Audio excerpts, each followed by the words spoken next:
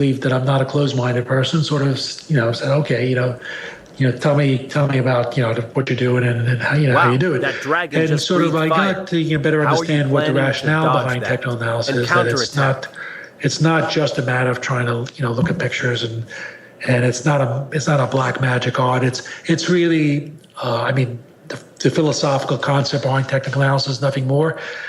Then prices reflect the behavior of all the participants, and so the influences on the market. So therefore, there is a logical reason to believe that charts might be helpful.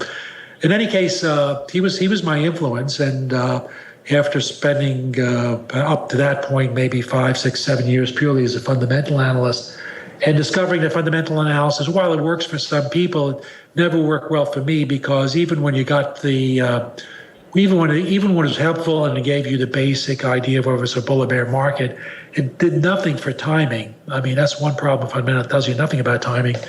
And the other problem is fundamentals sort of have how should I best put this, almost pathological relationship with risk management, in that if you have a fundamental opinion and the facts and the fundamentals don't change, the more wrong you are, the more the fundamentals dictate that you should increase your position, which is the exact antithesis of what you should do from risk management.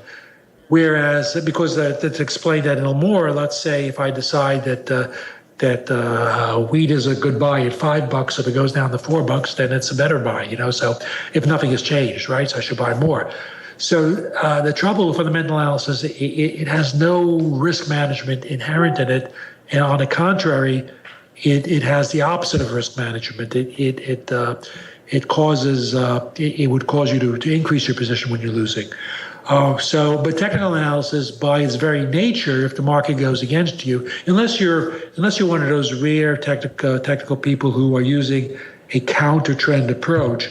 But with that exception, for the most part, virtually any methodology using technical analysis, if the market's going to go against you, the methodology itself would dictate your getting out.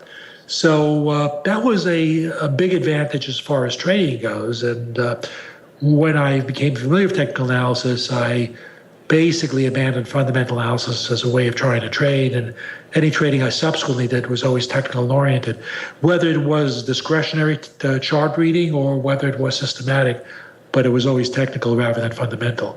Sure, okay. Thanks for expanding on that, Jack. Now, you've written over 10 books in the time frame of about 30 years, so it's clear you have an undeniable passion and a fascination for markets. But what was it that sparked this? And more so, what is it that continues to intrigue you about markets? You mean an interest in markets, basically? Essentially, yeah. Well, when I got out of graduate school, I was basically looking for an analytical job that was not repetitive. And I guess you really can't get into anything more non-repetitive than markets, because it's always changing. And so it was an interesting way to combine analysis and a subject of study that was always challenging and always changing. So I think that's what's interesting about it. It's also a place where your opinions are, you get your grades pretty instantaneously. I should be clear, though, and I know your podcast is really a trading podcast. I got to be honest, even though I am probably considered one of the experts, certainly in terms of picking the minds of traders and trading advice, and I do think that what I've written in terms of trading advice is very sound stuff, and I've had so many people tell me it's helped them that I kind of believe that it's true. But having said that, I myself do not really consider myself a trader. I'm not particularly talented as a trader. I don't particularly have any grand emotion or passion for trading itself. I do it, sometimes I don't. It's on and off thing. Sometimes I do it, sometimes I don't. I don't particularly like the emotionalism of trading, which is one of the reasons I don't do it all the time. And also, it's a time eater. If you're trading, then it keeps you from doing other things. And so for time reasons, many times I don't trade. But for large parts of yeah, well, I mean that makes sense. So, I mean, let's talk a little bit about some of the books you've authored and some of the things you've learned and been able to extract from the minds of these insanely successful traders. So, I mean, first of all, what inspired you, or where'd the idea come from to write your very first book, A Complete Guide to the Futures Markets? I mean, what was it about? Oh, it's very good. You're one of the rare interviewers that finishes that question with A Complete Guide to the Futures Markets. Usually the question is finished with Market Wizards, and I have to backstep and say, that really wasn't my first book. So The Complete Guide to the Futures Markets, it's going to sound egotistical when I say this, but when I got into the futures research, I kind of was impressed with the lack of quality stuff out there. And I didn't particularly think that I was great, but I thought that I could do better than anything that was out there. So I didn't find what I considered a really good book on the futures markets, and I thought that I could write a better one. And circumstances worked out that I was leaving a job, and I would have had no problem going and just finding another job. But I decided, I've wanted to write this book. Why not take the time now? So I took a sabbatical. And so what I was trying to write was a comprehensive text on futures, sort of the definitive text on futures, at least for that time. And it was a serious work. So, I mean, it runs over 700 pages.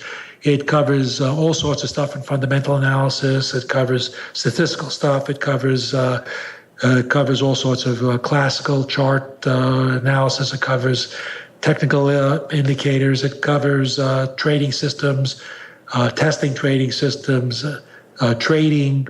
Yeah, it's pretty comprehensive. So that's the book. And I did that, again, pre-PC days, pre-computer. I was literally, for those who do stats, you can appreciate this maybe, but I had to resort to doing multiple regressions using a calculator, which is just a great time waster. But it would have been a lot easier to do the book in modern times than it was when I did it. And it was only because I was so enormously focused at that time that I was able to even do it in a year. I also had to hand do the charts, everything. There was no Excel. There was no, or maybe I don't know if there was Excel or Word or any of those things existed, but this is 83, 84. If it existed, I didn't know about it, and I didn't have a PC, and I guess PCs were still probably in their infancy at that point. So in any case, that was a really a book that required manual labor. And that was the first book that I did. Now, having done that, I really didn't have a great eagerness to do another book quickly, but I did along the way, as I was involved in trading, and I knew some great traders like Michael Marcus and some other people. I was at that Commodities Corp actually for a year. I knew Bruce Kovner, and I knew some other people who were great traders. I thought, would be an interesting book to write, going to interview like these great traders and find out what they do and what do they do that's different and why do they excel where so many fail. But I had a full-time job more than full-time job as a director of futures research, and I wasn't eager to sort of work nights and weekends additionally on a book. So I didn't do anything for a couple of years, even though I had the idea. And then one day I got invited by a publisher to have lunch, and they said basically the pitch was, we think your Complete Guide's a great book. We'd like you to, we have this idea for a whole series of analytical books. We want to do one on each market, and we need an editor-in-chief, and we want you to head up the project. And sort of having done one of those very, very in-depth analytical books, which, by the way, you only do because you're trying to prove something, and you're trying to prove that you can do a really good book, or just for ego almost, or for self-satisfaction, or to demonstrate, or to just achieve putting out a really good book. But you certainly don't care, or you're certainly not focused on selling because, and I say this only semi-facetiously, it really is true as well. that the amount of books you sell are inversely proportional to the number of equations you put in a book. And by virtue, and I knew I put more equations in than I should put into that book if I wanted to sell a lot of copies. So maximizing sales was never my goal on the complete guide. It was basically to the best book I could that was serious and analytical and could be read by a serious layman. I think it doesn't require really a college degree in math or science necessarily to understand, but you have to be serious. That I only wanted to do once, and the last thing I wanted to do was to do it again.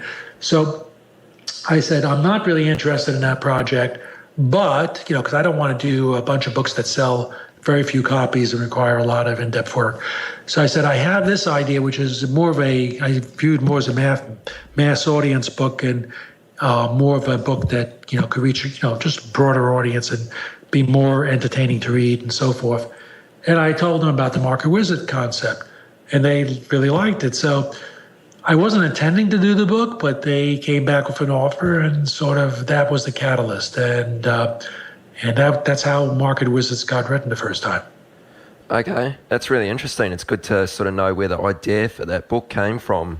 And I'd like to quote the opening line from the new Market Wizards, which is the second one in the series, where you said, "The markets are not random." And you made it very clear that this is a statement that you truly believe. But to what extent are the markets not random? Well, to the extent that they're not random in a couple of ways. And this goes into the whole controversy, which has been going on for decades, between those who believe in the efficient market hypothesis and those who don't. The latter being, at least in serious academia, being behavioral economists. But of course, originally and now as well, the whole sorts of people in a trading community. Now, I felt from the beginning that concept was wrong for many reasons, but two big conceptual reasons. One is I just knew too many people who had obvious trading skill. And it wasn't just they were lucky, they just did too many trades for too long and had results that were too lopsided to be explained in a probabilistic sense that, if you have enough traders, some will get those results. No, I don't care how many, you can have 10 billion traders, you're not going to get those results, So clearly something is going on here where people are getting types of track records that from a simple probability calculation would be impossible if the markets were random. And that's one of the arguments I always have against the efficient market hypothesis. The second thing is, and this big, in both of these are big areas and there's kind of sub parts to them, but the second big concept of why I think people are wrong when they believe the markets are efficient is because prices, very often there's circumstances where clearly the market price is not right. I mean, there's just tons of examples where you can show that to be the case, and there's by no stretch of the imagination can you say the market price is right. So I'll give you. In fact, I wrote a book. My next to last book, and it was a non-market wizard book called Market Sense and Nonsense. And in Market Sense and Nonsense, which I go through a whole bunch of. Each chapter deals with a different set of, different subject of misconceptions. One long chapter, probably the longest chapter in the book is debunking the efficient market hypothesis.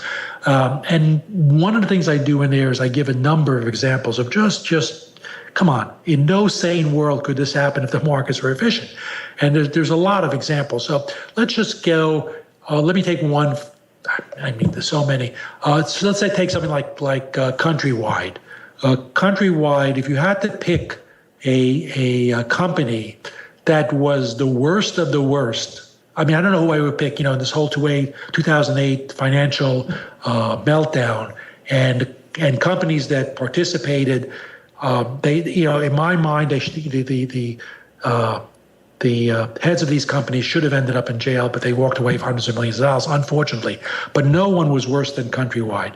And Countrywide literally proved everything. You could not, their people were instructed to give mortgages. If they turned down a mortgage for any reason, like just because a person didn't have a job or income or anything else and was asking for a large amount of money, they would be told to find a way to do it. And that was because Countrywide then sold off they didn't have to keep it. They didn't have to worry about people repaying. They sold it off to Wall Street, who didn't care, because they repackaged them and sold them off to investors who didn't know any better. Or I should say, not who didn't know any better, who were relying on the rating agencies, who were either themselves incredibly dumb or compromised and looked the other way, and then therefore are guilty in that sense. But they can only plead either stupidity or malfeasance. There's really no other way of explaining it. But in any case, going back to the origin type of company, the ones who produced these really, truly terrible mortgages that just had a very, very poor chance of being repaid, and did so knowingly, and had a corporate culture where negligence was encouraged. Nobody, I think, could be worse than Countrywide. And that now, I just try to get people a sense of how bad this company was. So now a company like Countrywide was depending totally on this housing bubble going on. Because as long as the housing bubble goes on, prices are going up, and no matter how incapable people are of paying back a mortgage that you give the mortgage to, as long as housing prices go up more than they have to pay back, it kind of sort of self-sustains. Yet if that stops, a company like Countrywide is going to be in a whole bunch of trouble, right? Not only did it stop, but you can look at something like delinquencies. And delinquencies were sort of, during the housing bubble, were very low at about 5%. And then they start going up, and they go up and they go up, and they went from 5% to 10%. So mortgage delinquencies actually doubled. Now, this should have been like, mortgage delinquencies going up is the type of thing that should be a screaming cautionary note, for Countrywide being subject to collapse. And if you look at the chart, and this is why I say, if you tell me the market price is right, you got to be just blind. And I'm just mentioning, I'm going through detail in one example, but there's tons of cases like this. So what did Countrywide stock do? As delinquencies went double from 5 to 10%, it actually went up to a new record high. The record high occurred after delinquencies had doubled, and about a month after the record high, the stock collapsed. It didn't stop collapsing until until the company went out of business. So how could you can't explain that by the market price being right? No, what was going on was there was a bubble. People were just buying. People were buying without real insight. And there was enough dumb money that was willing to go into the stock because it was making new highs, even though it was completely rotten to the core. And the thing that was vulnerable was already blasted out, because these are reported statistics. Mortgage delinquencies are reported data. So it's no big surprise. And so the collapse of the stock occurred about a year and a half after it should have. And it occurred right after it made a new high. So that's one kind of example. So my point here is that market prices are not always right. And if market prices can be dead wrong, and you can show many examples where they are, then the idea that underlies the efficient market hypothesis, that market prices are always right and all new information is immediately discounted, doesn't hold water, because if market prices are not right, the whole theory falls apart. The one place the efficient market hypothesis is correct, and the reason why there's an illusion that it's correct, is because one of the conclusions that come out of the efficient market hypothesis is that the markets would be very difficult to beat. And that is true. The markets are indeed very difficult to beat, but not because the markets are efficient. They're very difficult to beat because what moves markets are both fundamentals and human emotion. And human emotion is very difficult to gauge. I mean, how far does a bubble go? When does the bubble break? These things are very hard to predict and very hard to trade. So it's not because the markets are efficient that the markets are difficult to beat. It's because there's such a big influence of human emotion that can't really be programmed to exist precisely, and is very difficult to gauge. And so there's this conclusion by people who look at the market and say, oh, the mutual fund managers always, usually lose to the indexes and markets are really difficult to beat. Therefore, the market are efficient. Well, no, that's not why they're efficient. Yes, markets are difficult to beat, but that does not mean they're efficient. In fact, one of the things I put into Market Sense and Nonsense was that line of thinking actually, it violates a basic rule of logic. So there's a rule of logic that says the converse of a true statement is not necessarily true. So let me explain that with a simple analogy. A true statement is all polar bears are white mammals. That's a true statement. All polar bears are white mammals. However, flip it around, all white mammals are not polar bears. The converse is not true. Like you could have a snowshoe hare. So the thinking that because something is true, if A is true, then B is true, then going to say that B is true, therefore A is true, that's a flaw in logic. And it's done all the time by many people who are arguing the efficient market hypothesis. It's just a straight out flaw in logic. And so what they're saying is, if the markets are efficient, then the markets will be difficult to beat, and then give you all these examples of how the markets are difficult to beat, which I totally agree. Yes, the markets are extremely difficult to beat. And then they jump from that back to the markets are efficient. It's a flaw in logic. And I can go on, but I think I've killed it. Oh, there's one, I got to throw out one, which is this one example, which is so beautiful. It's a recent one I came across, and I went to see Richard Thaler, who's one of the pioneers, and maybe the pioneer of behavioral economics, and a long time, disbeliever in the efficient market hypothesis. And he threw out this one example, which I just thought was brilliant. There's a closed-end mutual fund that has the ticker symbol CUBA, Cuba. Now, what it does is it has a portfolio of stocks that are invested in Latin America, South America, not Cuba, by the way, but it does have that, because I guess it's a catchy symbol, CUBA.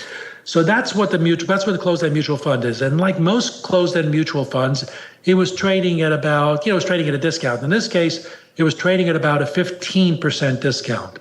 Which means that since closed-end fund, you can't do it. But if you were able to liquidate the entire portfolio, you're paying 85 cents on the dollar for what the portfolio is worth. That was on as of a given day. The next day, it goes from a 15% discount to a 70% premium. Okay, in one day. This is like unbelievable. So what happened? What happened is President Obama indicated his normalized relationships with Cuba. Now, the wonderful thing about this example is they did not hold, first of all, it'd be illegal to hold any Cuban stocks, and they didn't hold any Cuban stock, companies or stocks or whatever. And secondly, there was nothing in Cuba to own. It didn't even exist. Cuba is a true communist country, and there are no stocks to own. So despite the fact there was nothing Cuban in the whole portfolio, it went from a 15% discount to a 70% premium in one day because President Obama took steps to normalize relations with Cuba. You can't make this stuff up. And yet there are people who argue the markets are efficient, to which I would say, give me a break. All right. Well, thanks a lot for going into so much depth with that answer, Jack. That's really good. Are you ready to get serious about trading? Then join Tasty Trade, Investorpedia's best platform for options trading in 2026. Stocks, options, futures, and more. Tasty Trade has everything you trade, all in one platform. Get low commissions, including 0 commission on stocks, so you can keep more of what you earn. Tasty Trade is packed with advanced charting tools, backtesting, a pre-built strategy selector, risk analysis tools, and more features to help you trade smarter. See equities and derivatives with high trading volumes, dividends, upcoming earnings reports, and more with their pre-built watch lists. Or create a custom watch list to keep an eye on the companies and sectors that matter to you. Manage your positions with speed and precision using active trader mode, one-click trading, and smart order tracking. Plus, Tasty Trade's stellar trade desk team offers live support during trading hours if you need it. Visit tastytrade.com/chat for more info. Tasty Trade Inc. is a registered broker-dealer and member of FINRA, NFA, and SIPC.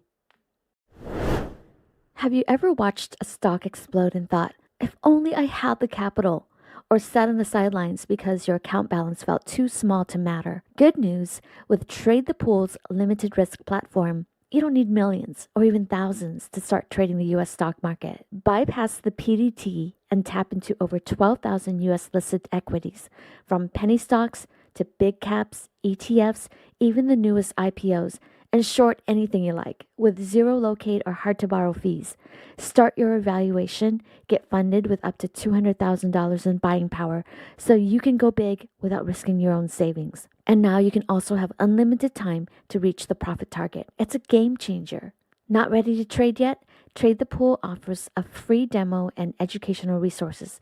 Practice on live data, master the platform, and build confidence risk-free before you even pay a cent. Click the link in the show notes to start trading with Trade the Pool's capital. So I'd like to sort of pull this back a little bit to maybe some of the really key lessons and things that you've learned over the years from speaking to the traders that you've interviewed for Market Wizards. So let me ask you, in the first two Market Wizard books, is there a noticeable change in trading styles of those featured in hedge fund Market Wizards? No, actually, I don't think that's really much. There's not much of a distinction in that. Now, hedge fund Market Wizards came, I guess, at least almost 25 years, I should say, after maybe the first Market Wizards book. So it came much later, but it does include people who were around from much earlier. For example, in fact, it includes, of all the Market Wizard books, the fellow with the longest track record and the earliest, maybe the earliest trader of anybody I interviewed was Ed Thorpe. And he was in Market Wizards, hedge fund Market Wizards. So although, of course, some of the people, if they're younger in hedge fund Market Wizards, then they are starting in a later era. But I don't think there's really that much of a difference. The only difference is perhaps that in the very first Market Wizards book, and maybe a little bit in the second, there is a larger preponderance of futures traders, perhaps because, and I mean by straight out sort of futures traders, as opposed to people using futures for more complex strategies. And that's simply because back in that day, those were the traders that really excelled, and there were great opportunities in futures, and things like trend following worked much better back in those days before people started using the approach a lot. And the early practitioners of system trading, like Ed Seykota, had these spectacular type of results, which I don't think you could duplicate nowadays. So that's, I guess, one difference between the early books and the latter books. But like in both in the early books and in the latter books, you had fundamental traders, you had technical traders, you had people who did both. You had system traders, you had discretionary traders, and you also had a large variety of approaches in any of the books. So I don't think there's a big demarcation really that one can draw from the early books versus the later books. And I should add on that one point. When when the 25th year anniversary came up on the original Market Wizards, the publisher asked me to we want to do a new edition. So what I did is I actually wrote an additional chapter. So the volume that came out, I think was the Market Wizards that was re-released in 2012, has an extra chapter. And in that extra chapter, what I basically do is I go back and I say, what do I believe now about markets? And I have one chapter about all the key points. And I deliberately did not reread the original Market Wizards when I did it. But the point was that I thought that my views or my conclusions about what are the important elements of trading success really didn't change from when the first book was written. So that chapter really was probably more intended to make the point that not much has changed when you get down to the important facts. Okay, sure. And just to elaborate on that, and you kind of touched on it there, as we're now in 2015, do you believe that the same opportunity still exists in today's markets as it did for traders featured in the original Market Wizards? Like, besides their trading approach, is there the same opportunity provided by the markets, or has it become much harder to succeed at trading? I would say from a logical standpoint, and of course one would have to to give you a correct or absolute answer, you would need data from back then and data from now, neither of which I have. And I don't know of any studies that have ever been done on that. And I assume in all cases, the majority of people, well, by definition, the majority of people lose, but whoever the majority is larger now than then. I don't know of any data that would allow that to be answered. However, from a logical standpoint, I would say I would be surprised if it was not more difficult today than it was then, for the simple reason that you have many, many more professionals in the market than you did then. And I think there's a certain amount of opportunity in the markets, and the smaller proportion of professionals, and by professionals, it doesn't have to mean people working for Wall Street firms. It simply means people who are dedicated to trading and are really good at it and make a living from it. But the larger the percentage of, and of course, those are the people who have skill in the markets, obviously, by definition. But the larger the proportion of those people versus the whole population of traders, the more difficult it becomes to trade. And in fact, I'm sure I have a line somewhere in one of my books, I don't remember where, or maybe I just use it in talks, I don't know. But the line is something like, you could take the 100 best traders in the world, whoever they might be, and you could say, okay, you could have this thought exercise and say, if those 100 traders were the only traders that were allowed to trade the markets, the one prediction I could make is that 80% of them would lose, roughly speaking. And that's simply because if they were the only ones that are trading, we know that there's certain transaction costs involved in trading. So the amount of money that's won has to be less than the amount of money that's lost.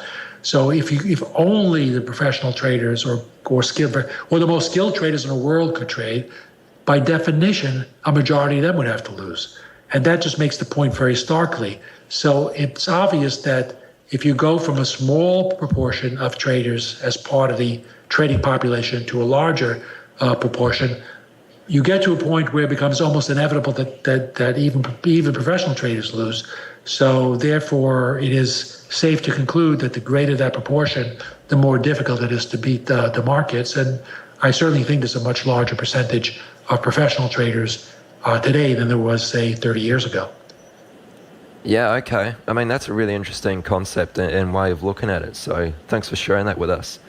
I'd like to bring up the topic of failure, because this seems to be a common theme amongst many of the traders you've interviewed, where they have experienced failure in one way or another, and in some cases multiple times before actually sort of making it, so to say. So what's perhaps one of the most extreme cases of failure and recovery that comes to mind? Wow, there's quite a few of them. There's a number of traders who blew up or nearly blew up, some who blew up multiple times in the Market Wizard books. I'm glad you picked that up, because that is a common occurrence, and from which I draw two conclusions before I go to some examples. But let me give you, the listeners, the two conclusions that I get out of that. One is that early failure, or even terrible failure, is not necessarily predictive of future outcome.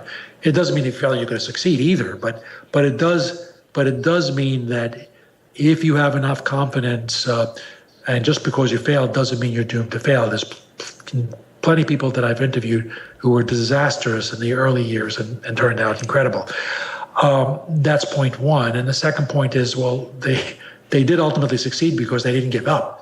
So that is an element of excelling, is this spirit or the self-confidence that just doesn't give up.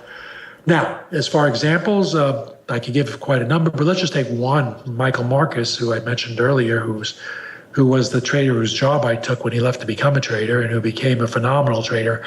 But his early experiences in the markets, he sort of lost, he had a very little money to start out, lost that, then cashed in his father's the life insurance as far who died at an early age had left.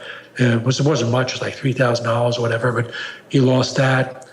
And then he started trading and some more money, and then he kind of hit it, and he built up this small few $1,000 stake into 30,000. And I go through a whole story in the book. I won't go through it here. But he then borrowed some more money from his mother, who was, of not of very good means, barely got by. But he got so caught up that he actually then lost all the money he had made, plus a part of her money. So that was his experience, and very few people would have kept on going beyond that. He did, though. And the way that story ends is he eventually did learn how to trade. He did get extremely, extremely good. He was talented. And he ended up going to Commodities Corp. They gave him a $30,000 account as a starting portfolio. And he eventually built that $30,000 account into $80 million over a dozen years. And he did that while they were taking out 20% of his profits annually for expenses. So one of the probably most successful traders of all time. And hard to find anybody who had a more disastrous beginning. Yeah, that's an incredible story. That's really, really impressive. So let me ask you this. Do you believe that perhaps some of the traders you interviewed almost had some type of natural talent for trading? I mean, I don't know if that's the right word. Or would you say that it really is an even playing field and anyone could reach these insanely high levels of success with enough hard work and the right people around them? Yeah, no, I would say with fairly strong confidence that not everyone could. For the same reason is not everyone's going to be able to, I don't care how hard you train, you're not going to run a professional marathon time, because most people don't have the body type that will make it possible. Now, can people run a marathon if they've never trained before? Yeah, if you're gonna train hard enough, you can eventually run a marathon successfully, maybe even at a decent time, but only a tiny percentage of people will ever run it at a world-class time. And that's just the way most people's bodies are not constructed to make that possible. Can most people become soloists with the New York Philharmonic, if they take up the violin and practice a lot? No, I don't care how much they practice.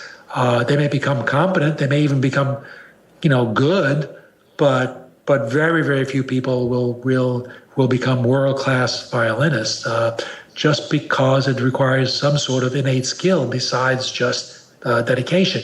But in all those cases, people can achieve proficiency and success, but not necessarily exceptional success. And that's what I'm saying. And I think the same, why should trading be any different? So I think people can become net profitable, maybe even decent traders, if they have enough devotion and if they have some skill, more than decent traders, but only a small percentage of people, I believe, have the innate makeup, whatever that may be, to become truly exceptional. And I don't think trading is different than any other profession in that regard. Okay, sure. That's a really good point you make. So, I mean, it's obvious that all the traders you've interviewed over the years were doing extremely well. But even still, did you find that they were constantly looking for ways to improve their trading? Or did any of them ever strike you as having felt like they'd perhaps mastered the market and were really comfortable with their approach?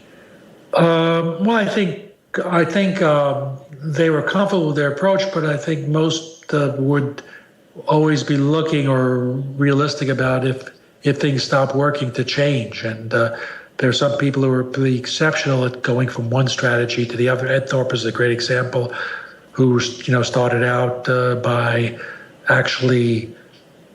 His background is he had a PhD. We didn't get the PhD in physics because he never finished his thesis, but the reason he didn't finish because he decided he didn't know enough math and then ended up with a PhD in math and then never wrote his thesis in physics. So he was a real quant guy, but he got involved eventually in markets. He's famous. His fame in the world, by the way, is not markets. He's famous to the world because he wrote this book, Beat the Dealer. He figured out mathematically how you could win a blackjack, and he wrote this book that sold millions of copies. And and actually is the person who's responsible for casinos changing the way they handle blackjack, multiple decks, reshuffling, all of that, due to his book. But that's sort of a tangent. To go back to the markets, he decided the real place to make money was the markets. And he was the first one to figure out the mathematical equivalent of the Black-Scholes model, which he did quite a few years before the Black and Scholes published their famous paper.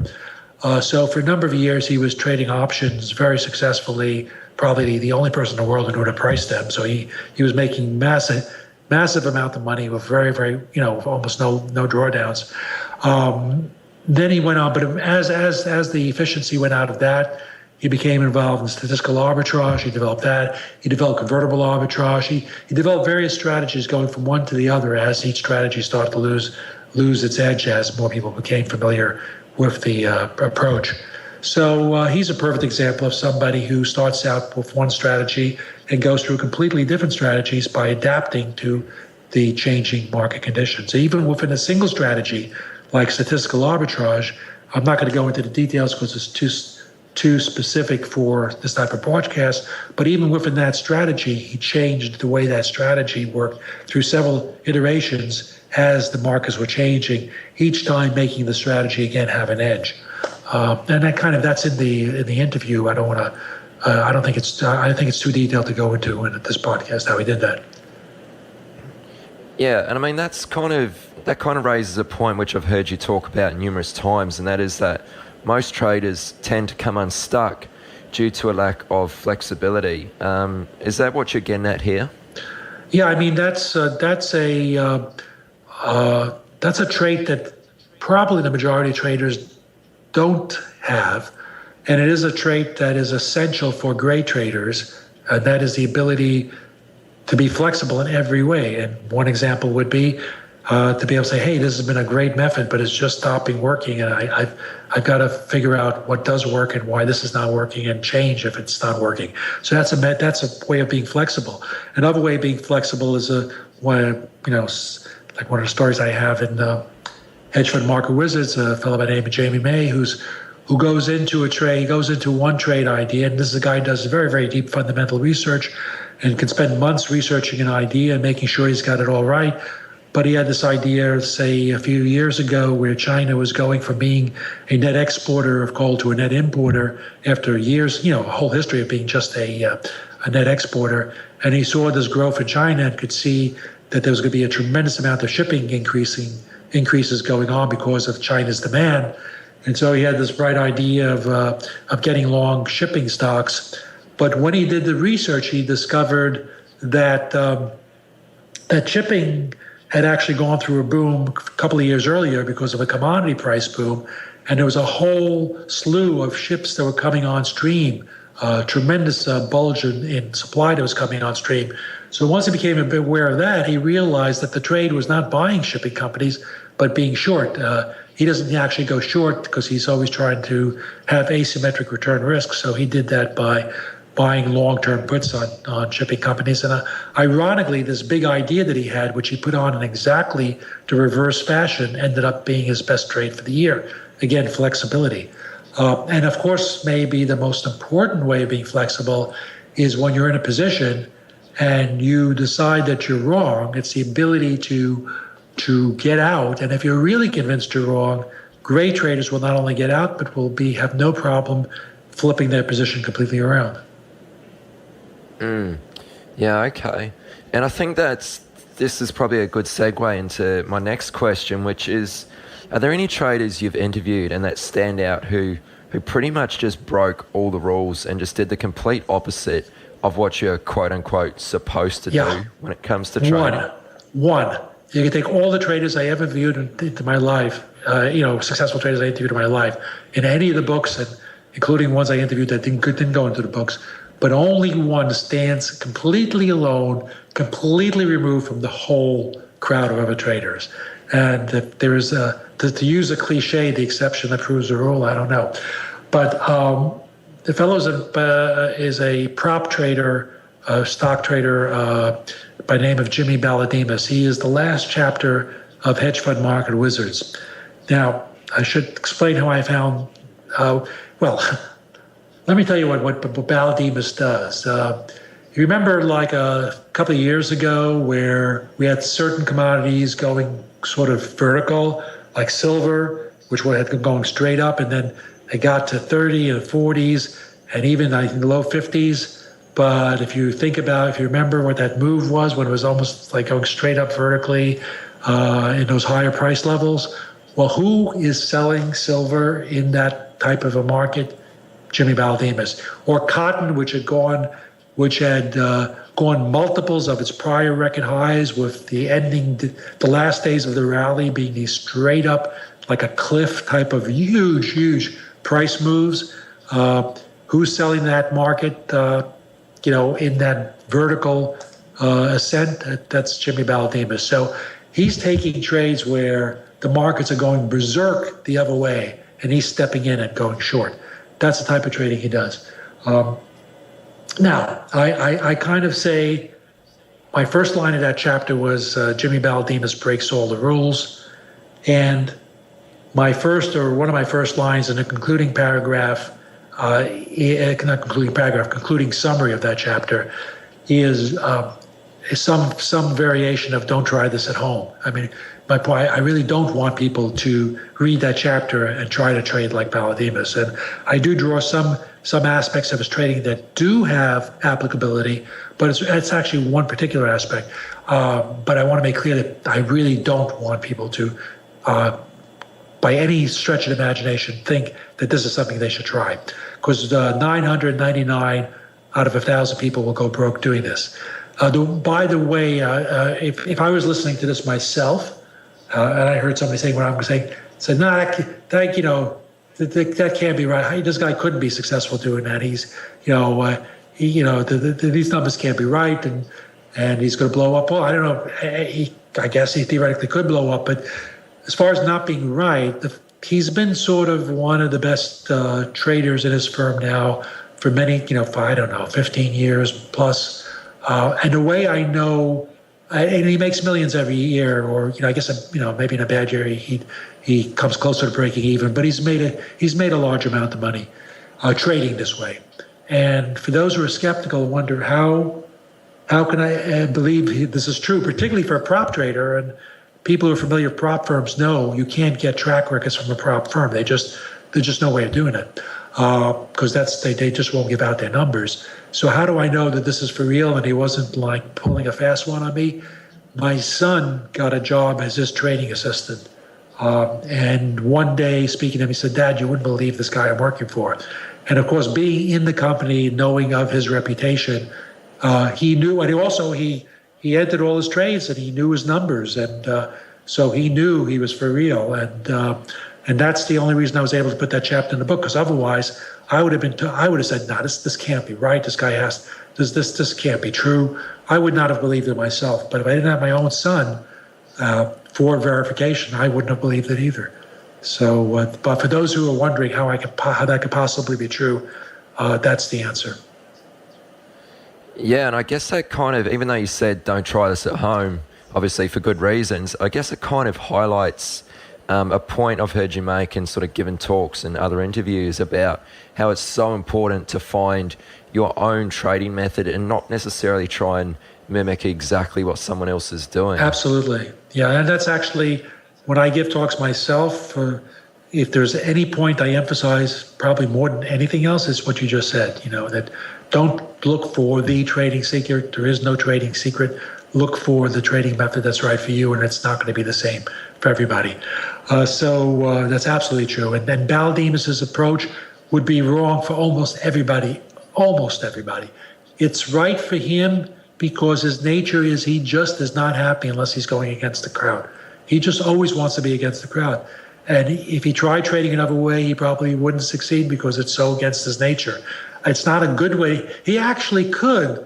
And in the interview, if people read that particular interview, they'll see I'm trying to say, hey, by the way, the reason he makes money trading against the markets that way is not because he necessarily is great at picking tops and bottoms. It's because he's constantly trading against his position. So he's going short. The market comes back a little bit. He's buying it back. When he's buying, he would do like 300, 400, 500 trades a day, and he could be short like 500 stocks. But if some of them, whenever he's short, if they dip a bit, he'll take partial or total profits and then put them back on. So he's constantly taking profits out of the market that way. So that's what's really making his money. And he succeeds even though he's against going to major trends. It seemed clear to me that if he did the exact same thing, just trading against the positions, but went with the trend instead of against the trend, he would be a lot better off. And I explicitly mentioned he never really argued it or could give any reason why that wouldn't be true, but it was just against his nature. He just had to be opposite the wave in the market. If there was a mania of any sort, he had to be against it. Okay, sure. So, I mean, while we're on the topic of trading methods, I mean, you often hear people say, keep it simple, don't overcomplicate things, simple works best. So my question is, did you notice amongst any of the traders you've spoken with and who were doing extremely well in the scheme of things, that for the most part, they do have a very simple approach, or is there an aspect of complexity to their success? I've seen both. That's a type of trade or factor that doesn't really, there is no proper one for this. Is a successful traders use simpler approaches, successful traders use complicated, but I've seen both. Again, going to something like Thorpe, his approaches were highly quantitative, highly complex, and it was their complexity, I believe, that not just the complexity for the sake of complexity, but complexity that was necessary. Well, so let me say that again: complexity that was necessary to tease out the edge that he found. Or people like D. Shaw, again, extremely complex approach. I mean, you're talking about trading virtually every market in the world, all sorts of derivatives, outright markets, all sorts of options, thousands and thousands of instruments, trading them all against each other with scores of models, with teams of hundreds of PhDs. Yeah, I mean, you really can't get much more complicated. And it's the complexity. He's teasing out small. He's not actually actively participating anymore. He went off to pursue other endeavors, particularly computational biochemistry. But he designed this whole process, and he was basically finding a lot of very, very small edges, or that's what the approach does. And it would not succeed without complexity. So you have that as clear. You have those examples for clear situations where you couldn't really be successful without that necessary complexity. On the other hand, you have other traders who are not doing anything much more complicated than reading charts, but are particularly good at it, and use risk management and basically combine chart pattern recognition with risk management. Doesn't require a PhD.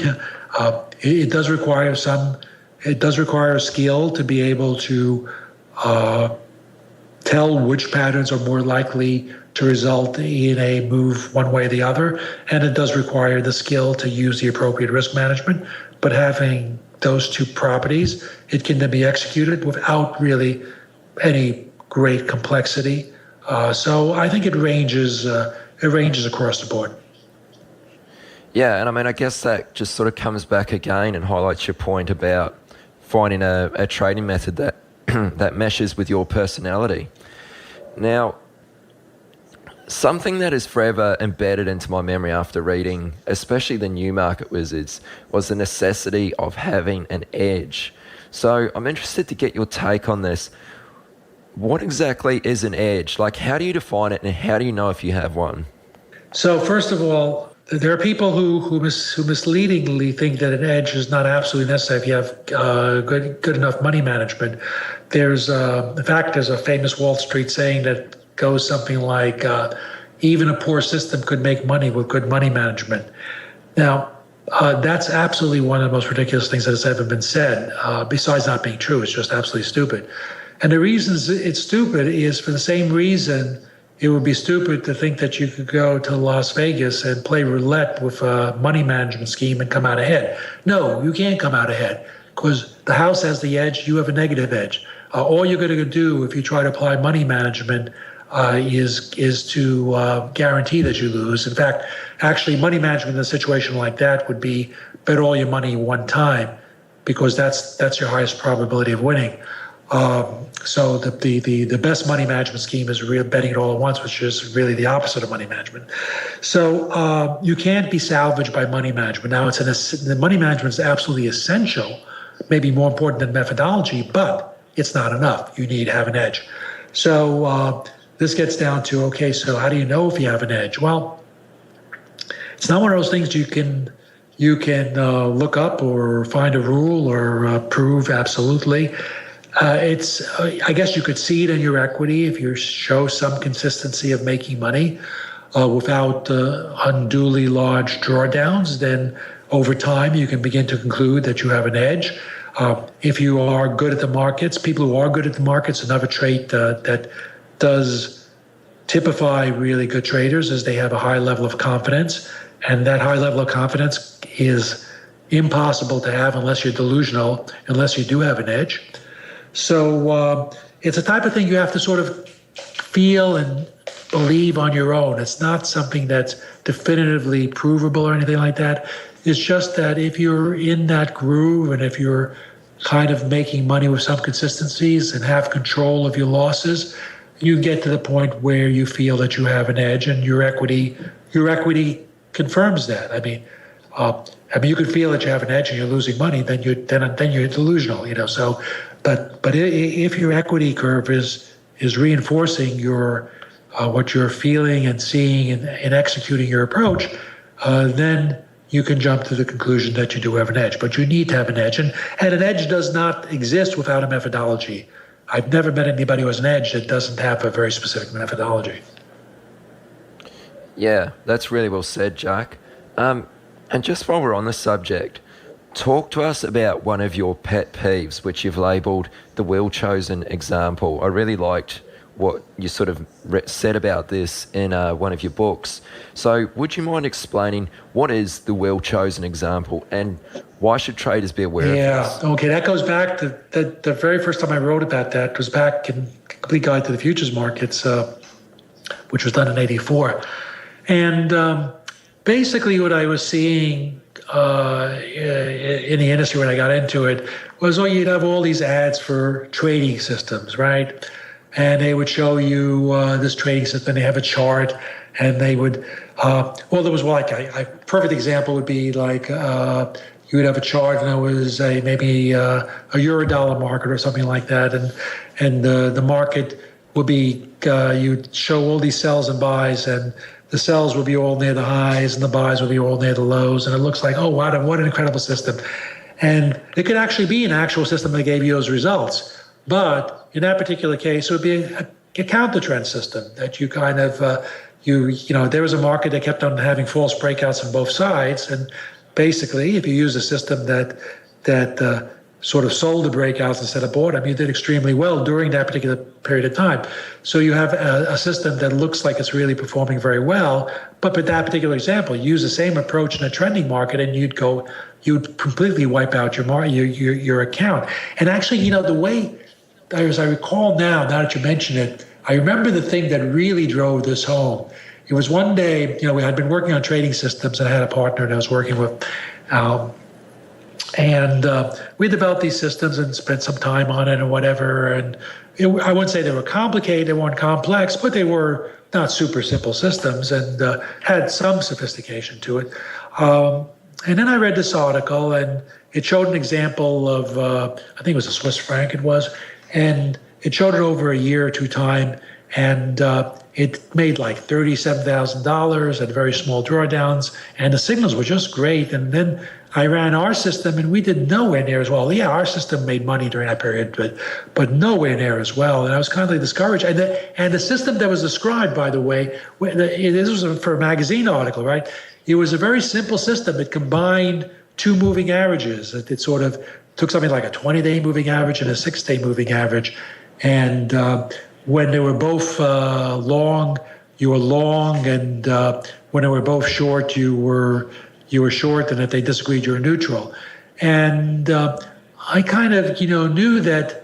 Well, we had tests that said, one of the early things we did was test moving averages over, different time periods, and just as a basic, very simple approach. And I knew that, 20-day moving average low, 6-day moving averages did not work well. So how could the two of them work together where each one didn't work on its own? I knew that. So we ran the analysis, the exact same system, on a portfolio of maybe 30 markets. And here's what we found. No surprise. The one market it worked best on was the Swiss franc. And no surprise, the single year it worked best on was the year in the example. So the author had kind of found the one market for the 1 year where this particular approach worked best. Now, if you did the approach on a diversified portfolio, if I recall correctly, I think it lost money. But the one example looked phenomenal. And this happens all the time. People write books. They'll write books on charts and technical analysis and all this stuff, and they'll show you examples of how it worked.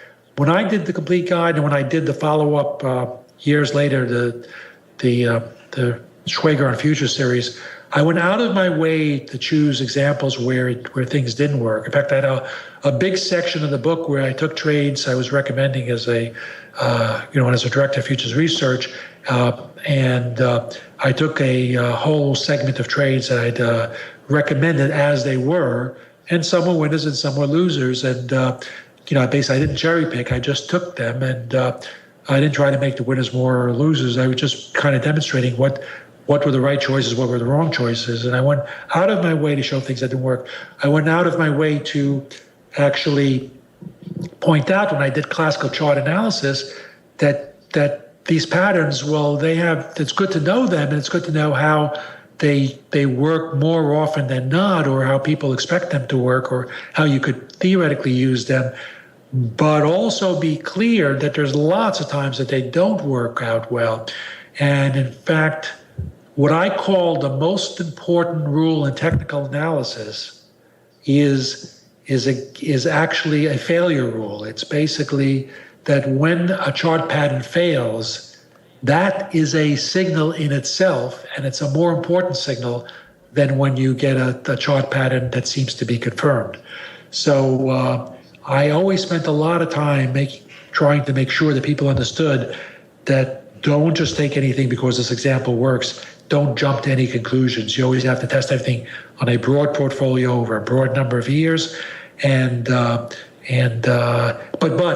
but almost all books, almost all articles don't do that. They just take things that work, and they allow the reader to jump to the conclusion that this thing is really the best thing invented, and when it's really not. Yeah, I'm really glad you sort of went into that in so much detail, Jack. I think that's a really important point. But let's move this along a little bit. So I'm keen to hear a bit more about what you're working on these days. I know you're keeping busy with Fund Seeder, as well as been working on some indicators with Trade Shark. But let's start with Fund Seeder. So give us an overview of what this is all about and how this platform is helping traders to improve. Okay, so Fund Seeder, first of all, to give credit where credit is due, I'd like to say it was my idea. It wasn't my idea. It was an idea of a colleague, Manuel Bellari, who I work with on a different project. At the time he was with ADM Investor Services, and I was actually our relationship started when I was still with Fortune Asset Management, which was a hedge fund advisory firm that got acquired.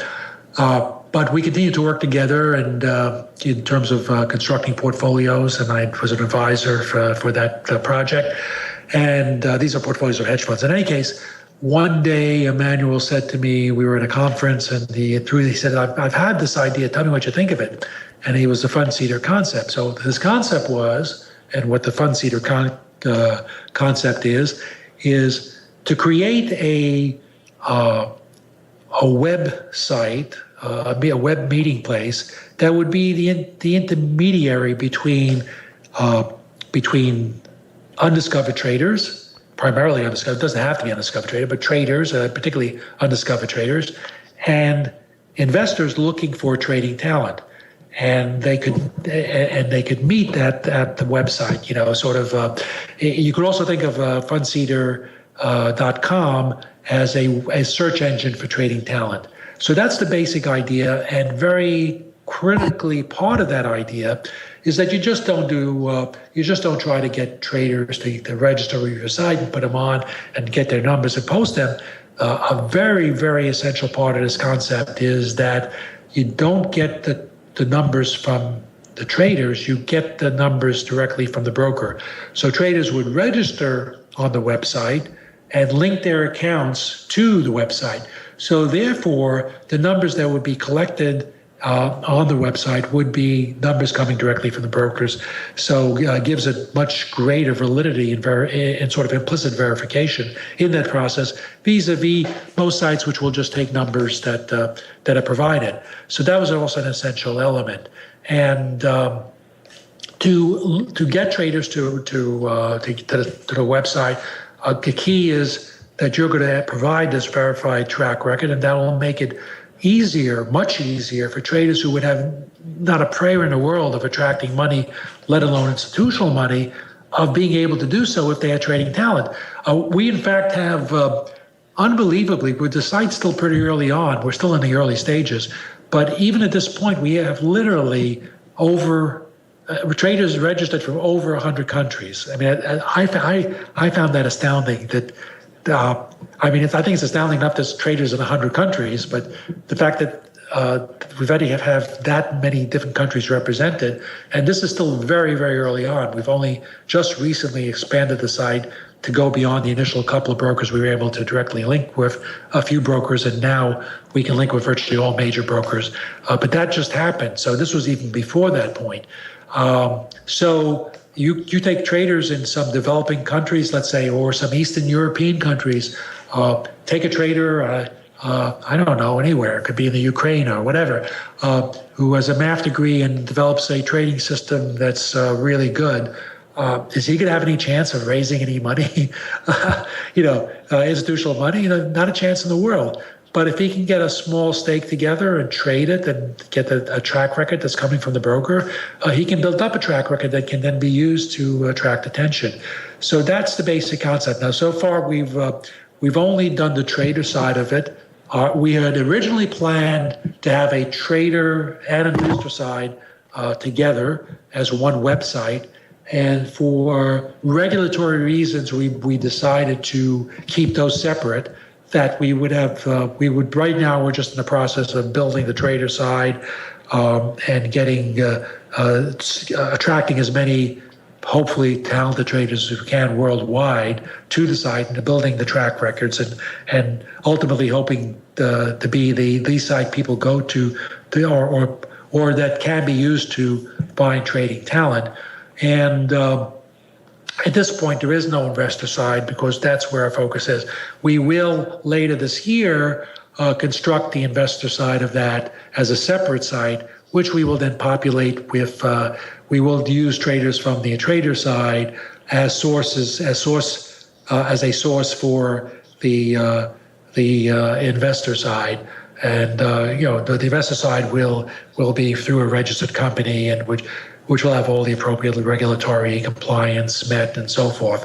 So we're just taking care to do it that way.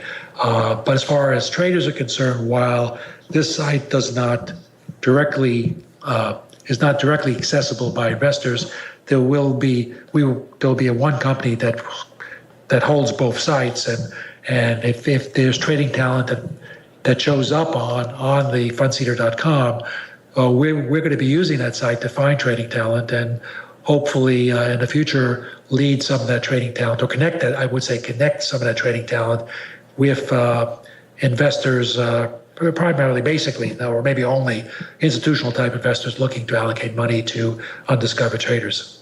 Oh, and I should add one thing. The site right now, there's a current platform that allows traders to do stuff that they really can't do on most normal platforms, like get an equity curve and do analysis on the equity curve.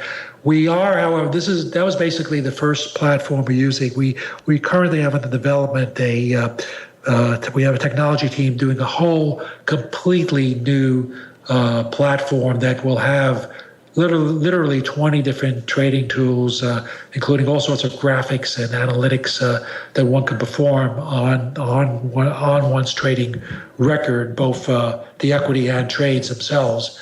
And will allow stuff like besides just equity charts or even underwater charts or other, will allow charts, say rolling charts of let's say rolling return charts or rolling Sharpe ratio chart or any metric you want to choose.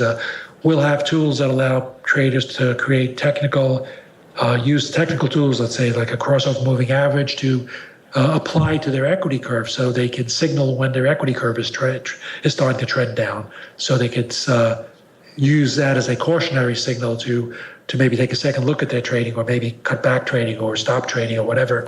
So we'll have Monte Carlo simulations, on and on and on.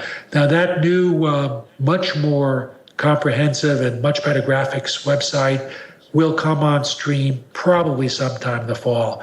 If people go to fundseeder.com and register, then anytime we do anything new, like we just did when we expanded the accessibility through almost all major brokers, which was a new thing. We did that just days ago. We put out a newsletter. So if you're registered and we have the new platform, you'll be notified of that.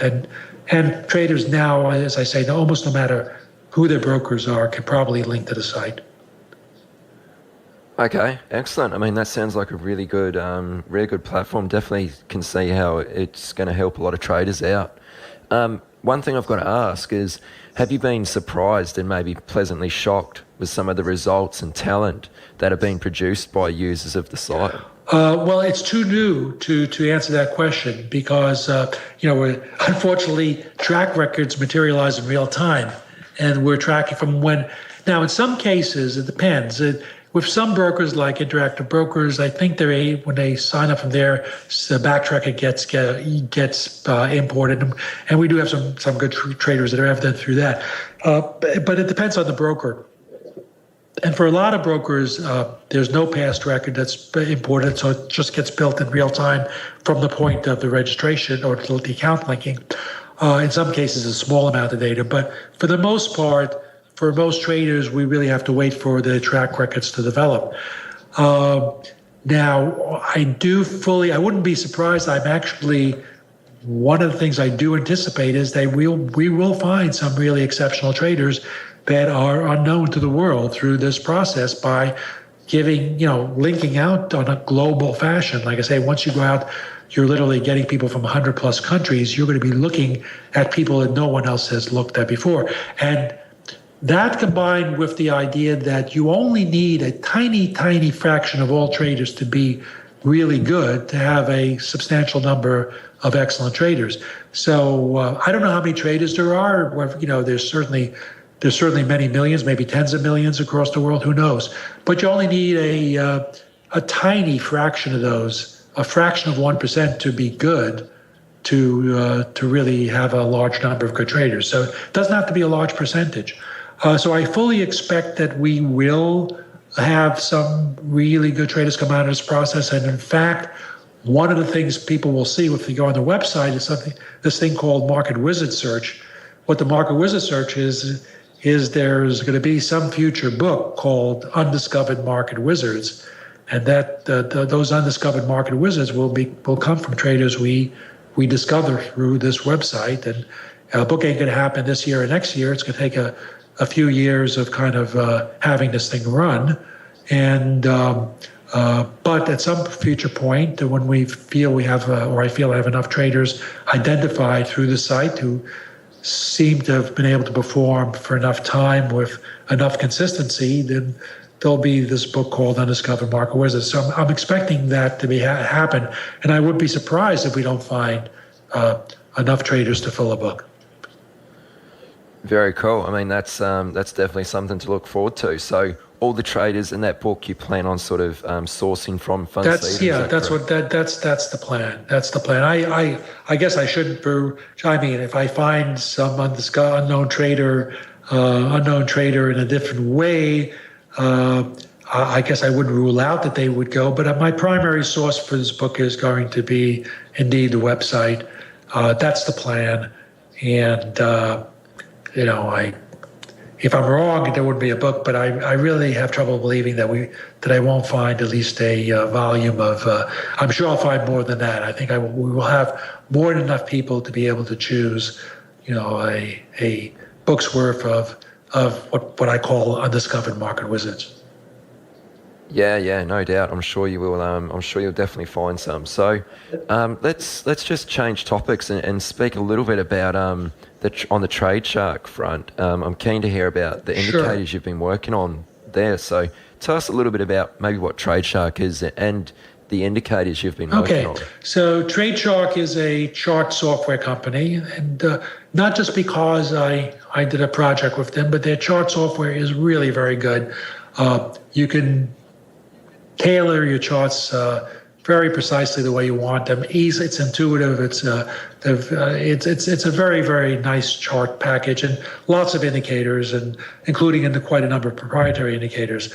But that's a matter of people find what works for them and so forth. So I never endorse other indicators or anything else, because even my own I wouldn't say anything I don't make any guarantees about it. I mean, I can tell you what they are and all that. But so they had asked me to do this project. They wanted me to create some indicators, and they had two other people that had created, Larry Williams and I think Ralph Vince had created some proprietary indicators for them. And they asked me if I would be willing to do that. And I said, I'll tell you the truth, I'm just not an indicator person. I actually don't use indicators myself, have not used them. And while I've worked on systems, trading systems, and I've done a fair amount of work on trading systems, I've really never done indicators. But I said, let me think about it. And I thought about it. What I actually ended up doing was I realized that the system work that I had done could actually be transformed into indicators. And so there was a project I had done way back, I guess it was at least over 25 years ago. And I had done it with my partner at the time, Louis Lukac, who was a real computer whiz, and he's always programmed everything I've done actually since the time we met. He's always been the fellow who's done all the footwork, all the programming, and all the hard work, And so anyway, we had developed when I was at Prudential, I had developed this in-house trading system, and we had come up with certain systems that we were putting out signals on and all of that. So the idea was to use those systems with different parameters, and those systems included both trend and some counter-trend approaches. And the idea was to create indicators that were composites of those, using different inputs, combining different systems, so to speak, into a single indicator. So there's one indicator that's called the trend weight. Well, the trend weight's really a composite of different systems, and there's also an overbought, oversold indicator, which is a composite of different counter trend systems. And there's one that's directional weight, which basically adds the two together. So if the market's trending, and the trend's sort of reaches a maximum reading and stays there for a while, or is very high readings, eventually the counter trend starts to build up, and at some point if the directional weight, which combines the two, can come back to zero, or even reverse direction, while the trend is still looks like it's running. So that's a third tool, and then there's something called a dual trend, which basically takes a trend weight and combines it with one of Trade Shark's own indicators, which is a much shorter term indicator. So my stuff tends to be more. The indicators are really, and I did a set of videos. The videos are available for free at tradeshark.com. You could find them.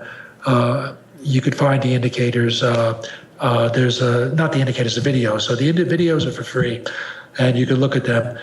So this is all explained. So there's one on each approach. And there's one called the dual trend, where the dual trend takes the trend weight, which is intended to capture long-term trends in the market. That's what it does really well. It's good at staying with trends and all that. It has defects of any trend approach, which if you get a very choppy market, it is going to lose money. But on balance, over the years, the reason I took something 25 years old, so we could test it for the past 25 years, I wanted to make sure that in the interim, it was something that had a significant edge in working versus, so that I could make at least confidently say that based upon 25 years plus empirical evidence, there's a much better chance going with it than against it. So it was important to be able to test something like that blind. That's why I wanted to use something that was developed a long time ago. In any case, that is combined with trade charts, another trade charting indicator, which is much shorter term, and that's called the dual trend. And I kind of like that because they're so different, and that the dual trend will change much more quickly. But it also won't be anywhere near as good in riding trends. And combining the two has nice properties. So that's a fourth approach. So there are these approaches. They're explained by the videos. They're more inclined towards a systematic approach to markets. And I also arranged them. One of the key things I did was to have them each have inputs that needed to be defined. So there's not just one fixed way to use it. You have to define a threshold conditions for each of these indicators. And there's also, you can choose something like an early exit, an early reversal, which are explained. And by doing that, you can turn these indicators into your own sort of approach, which is very important because I don't want to go counter to my own advice. I always tell people, don't just get a trading system and follow it. Don't buy somebody else's trading system and follow it, because the odds are you're not going to last, because as soon as it has a bad period, and every system has a bad period, you're going to abandon it because it's not yours. So I made these so that they can be combined, they can be used together, they can be used, you can vary each one. And so two different users can develop completely different signals off of the same indicators. And that was critical because one of the essential points is that users need to make these, to choose the parameters that go with these approaches so that they fit the way they are comfortable trading the markets. And when you do anything, and one thing that's good about Trade Chart is that you can actually see, like you could do stuff, which I do in the videos, is like anytime there's a buy signal, it's shaded green. Anytime there's a sell signal, it's shaded red. And it's neutral, it's, let's say, yellow as an example. Well, you can superimpose that on the price chart as a lightly shaded backgrounds, and you can pull in the data, let's say, last 10 years, and then you can walk through 10 years of data using this particular approach and see exactly how the market did. It's not fitting it to what it did. You could see, had you done this 10 years ago, and theoretically you could have done this 10 years ago, again, because it's based upon stuff that was developed 25 years ago, how it would have performed in a real sense. And so users can get a real sense of what one particular adaptation of these indicators would actually work, and can experiment and see very visually where the buys and sells are coming in.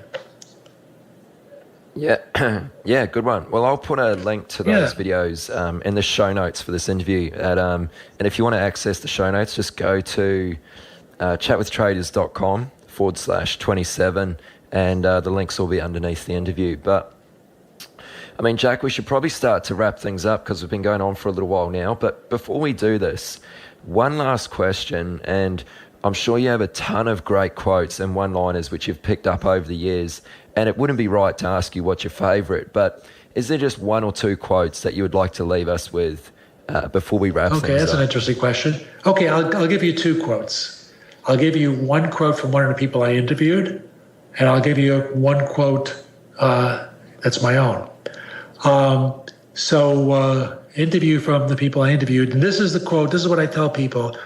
If someone said to me, Jack, we want you to give your best trading advice. We only got there's one kind of condition or constraint here. You can only use 10 words. So if I can only give advice in 10 words, right? And this is the quote I would use. And it's a quote from Bruce Kovner. And the quote is, know where you're getting out before you get in. The quote that I would use, and I guess I should just explain why that's so important. Well, for one thing, it sort of guarantees risk management. And for the other thing is, it is much more subtle. And that subtlety is you're making a decision of where to get out of a trade before you get in, means that you can make that decision with the benefit of complete objectivity. Anybody who's been a trader will know that once you're in a position, you lose objectivity. So most people, almost everyone, will get into a position and worry about getting out at some later point. But once they're in a position, your thinking gets clouded. If you can decide that ahead of time, as Bruce Kovner suggests, then you're thinking from a much more objective and, I believe, a potentially successful frame of reference. As far as my quoting myself, there's a line I have, I'm sort of paraphrasing it, and it goes to this idea of finding your own approach to market. And the line is, there's a million ways to make money in the markets. Unfortunately, they're all very difficult to find. But there are a million ways. And the point is, don't worry about finding the one way. There are lots of different ways, but they're hard to find. But there are lots of ways, and only a very, very small number of types of ways are going to be right for you. Yeah, both extremely great quotes, Jack. Thanks so much for sharing those, and thank you so much for coming on the show. No, I appreciate that. You really did your homework on those questions, and you did a really extremely. I've done quite a number of interviews over the years, and you did a really good job on touching on a lot of different subjects, and clearly doing your homework. I appreciate that from your side, and I think the one drawback is that I think this podcast could end up so long that maybe you have to break it into two parts. I don't know, but whatever. Yeah, no, that's great. But before, and thank you very much for that. I appreciate your feedback there. Before you go, do you want to share with listeners where they can go to find out more about you and stay in touch with what you're up to? Right. Okay. So, again, the main site, the company that I'm involved in is funseeder.com. I also have Jack Schwager, my name.com, which I no longer update, but there's stuff up there. There's stuff up there, interviews and articles and links to books and stuff like that. But the other site is funseeder.com. So those are the two sites I would direct people to.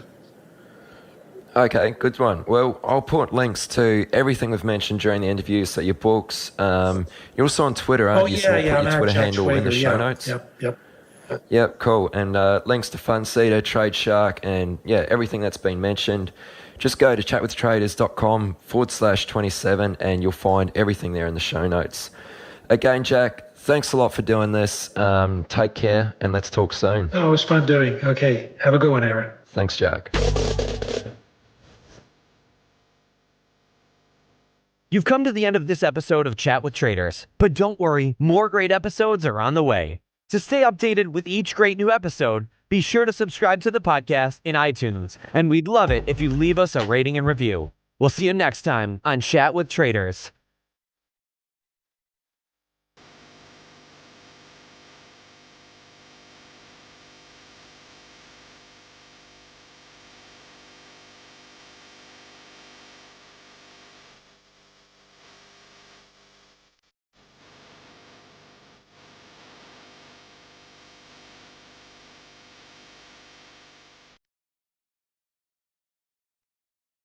Chat with Traders is brought to you by Trade the Pool. Did you know that every decade the market reinvents itself? Online brokers opened the doors, mobile apps made trading seamless, and commission-free trading erased barriers. Now, a new era has begun. Meet Trade the Pool, limited risk trading. And now you also have... Yeah, we'll get into some discussion about options and sort of systematic trading. And seeing as you're very clued up on options, where as I'm almost a complete novice in this area when it comes to options, but I mean, listeners will probably recall me saying that from previous episodes, but feel free to add to your answers with anything that may be valuable, even if I don't necessarily prompt you with my questions. So, okay, sure. I can do that. Plan? Yeah, sounds great. All right, cool. So let's start from the start. And if you don't mind, share with us, what were you doing before you got into trading? And then what actually sparked your interest in the markets? Well, before I became a trader, I was a full-time commercial real estate broker in Florida. And when I was kind of developing my career there, and I was working on teams, and through unfortunate timing, my career was just starting to grow when the Great Recession hit, and Florida specifically was kind of the epicenter for the real estate crisis, where a lot of the United States real estate values dropped 10, 15, 20%, and in the area where I live, things dropped by closer to 50 and 60%. And so our local market went to more of a depression, whereas the rest of the country went into a recession. And at that time, so it was challenging, and it looked like it was going to be very difficult for several years. And one of my mentors that I've known ever since I was a teenager, he also had a lot of commercial real estate holdings, and we were involved in the business together. And we were discussing it, and he had some investments with a hedge fund that was trading options, and they were doing very well. And so we said, well, this is great. The market's going down, and they're profitable. It was totally counterintuitive, and we did not understand how that was working. How are these guys trading options, which is part of the stock market? They're trading S&P 500 options, and the market's crashing, and everything's bad, and the economy's going in the toilet, and these guys are making money, and they were making a lot of money. And we're like, we have to figure out what's going on. We have to know what's happening. And so we both kind of parallel went into this education process of kind of self-teaching and exploring what was going on. And so that was back in 2007, 2008. And we're going through that process and a lot of studying, and one thing led to another that I just decided that I didn't want to tie myself to a local economy. I didn't want to tie myself to one industry and one sector, and that by trading the markets, I was going to have the ability to be in any market that I wanted to be in and anywhere in the world, and I could do it from anywhere in the world, and that I could actually profit like these guys, whether the market went up or down. And I said, that's the path I need. I need to be on that path. I need to have that opportunity where I'm not dependent on a strong economy. I'm not dependent on economic growth for how I'm going to do each year. So that's kind of what spurred everything, and how I became attracted to the trading world. And then one thing led to another, and just through my natural instinct to network and work with traders and work with business contacts and really just get out there and not just live in a bubble. I got to know a lot of great people and got connected with SMB Capital in New York, and really was able to expand and get my trading up and running and go full time. Okay. That's kind of the background. Right. Yeah, that's a really good answer. So let's get into that sort of education process, which you briefly touched on there. What was that like? Like, what was the process you went through, and what was that education that you were sort of absorbing right at the very beginning there? Right. Everybody starts probably in a similar place where they're gonna absorb all the free information that's available. So there was lots of hours on YouTube and lots of time on blogs and social media and trying to find videos, and then you go buy the stack of books from Amazon and you get them and you start reading all of them, and that kind of orients you to what's going on in the lingo. But it really the unfortunate part of that is it can lead you down a challenging path, because you may start to learn the language of trading. You understand the concepts of what the different tools are and what the different instruments are, and maybe they talk about strategy, but they don't tell you what to do. They don't guide you, either from liability, or they just don't know what they're doing and they just know how to explain the market. They might just be a financial publisher and not really a trader. And so you don't really get the tool. You understand about it, but you don't understand what to do or how to do it. So it was kind of like a struggle. There's a lot of excitement about the possibilities, and but really just not having any guidance made it kind of challenging. And then little by little, I realized, and then the other traders I work with realize this even quicker than me, is you have to, if you really want the best information, best education, and you want to accelerate your knowledge, accelerate the growth of understanding and your personal growth, you got to hire people. You have to hire the experts to teach you. And so we went down that path, and many tens of thousands of dollars later, of educating ourselves. That's really what it took. It really took that for us. Some people say, and I've heard this by educators that I've worked with and respect very much because I know they're excellent traders and they also teach, is when they tell somebody about trading and they give them a strategy and they tell them what not to do and give them guidance on what they should be focusing on. If they give that away for free, the person never follows through. And they could charge $1,000 for the same conversation, and the person that pays $1,000 is going to pay attention. They're going to take notes, and they're going to hold themselves accountable for a period of time because they put money on the line that they're going to take that knowledge and apply it.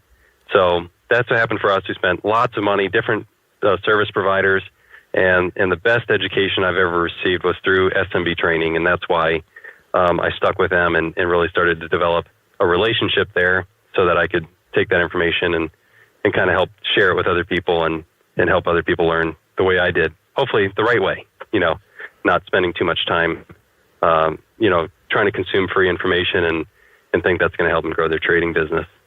Yeah, sure. I mean, I have actually heard that in the past, that when you do pay for something, you do tend to, in most cases, pay more attention to it and actually benefit from it more so. I mean, that's probably like a, marketer's favorite phrase as well, but it does actually, it genuinely holds weight in most cases. So that's a good point that you brought up. And you also spoke about, in your answer there, about he spent tens of thousands of dollars on education. I mean, surely no one actually wants to pay that much. In hindsight, how could you have maybe not spent so much on education? Like, how could you have? I'd say, I could probably go through and pick out 20,000 of that we could have skipped, in hindsight. But you don't know which thousands of dollars and which courses and what instructors and what online programs. In hindsight, we know that some of those, it probably gave us more of the tools and taught us about the market in a way. And by having the cost involved, we really had to absorb it. And that helped us probably at some level.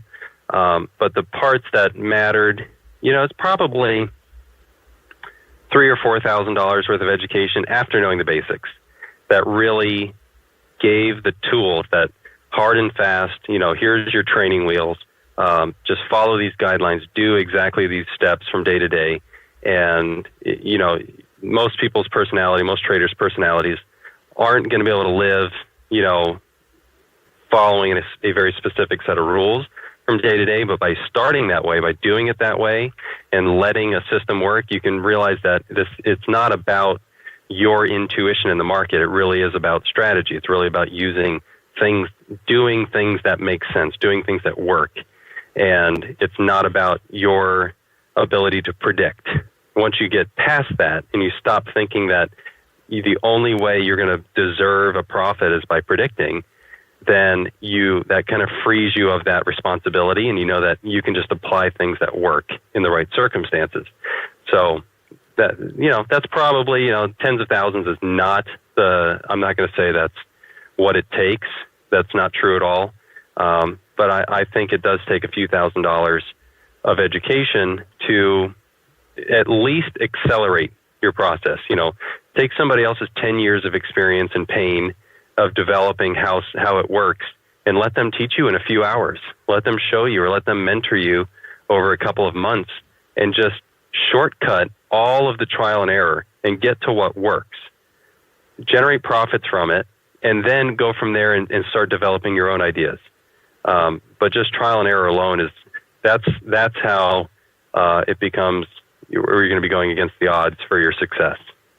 Because most people aren't willing to pay for somebody to help them. Most people think you have to predict what the market's going to do to have a profit, and that's just simply not the case. Sure. Okay, so even for you in the sort of the first few years of your journey, if you had to put it down to maybe one or two things, what would you say were the biggest challenges that you had to push through when you were coming up? So challenges that essentially impacted your P&L in a negative way. Right. So thinking I have to predict is where it stems from.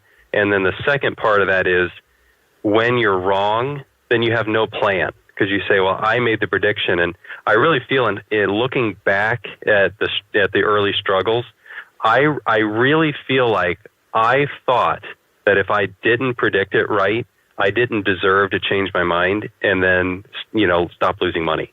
Like, I had to take that pain from being wrong, and I had to wait until the market agreed with me to get out of the position.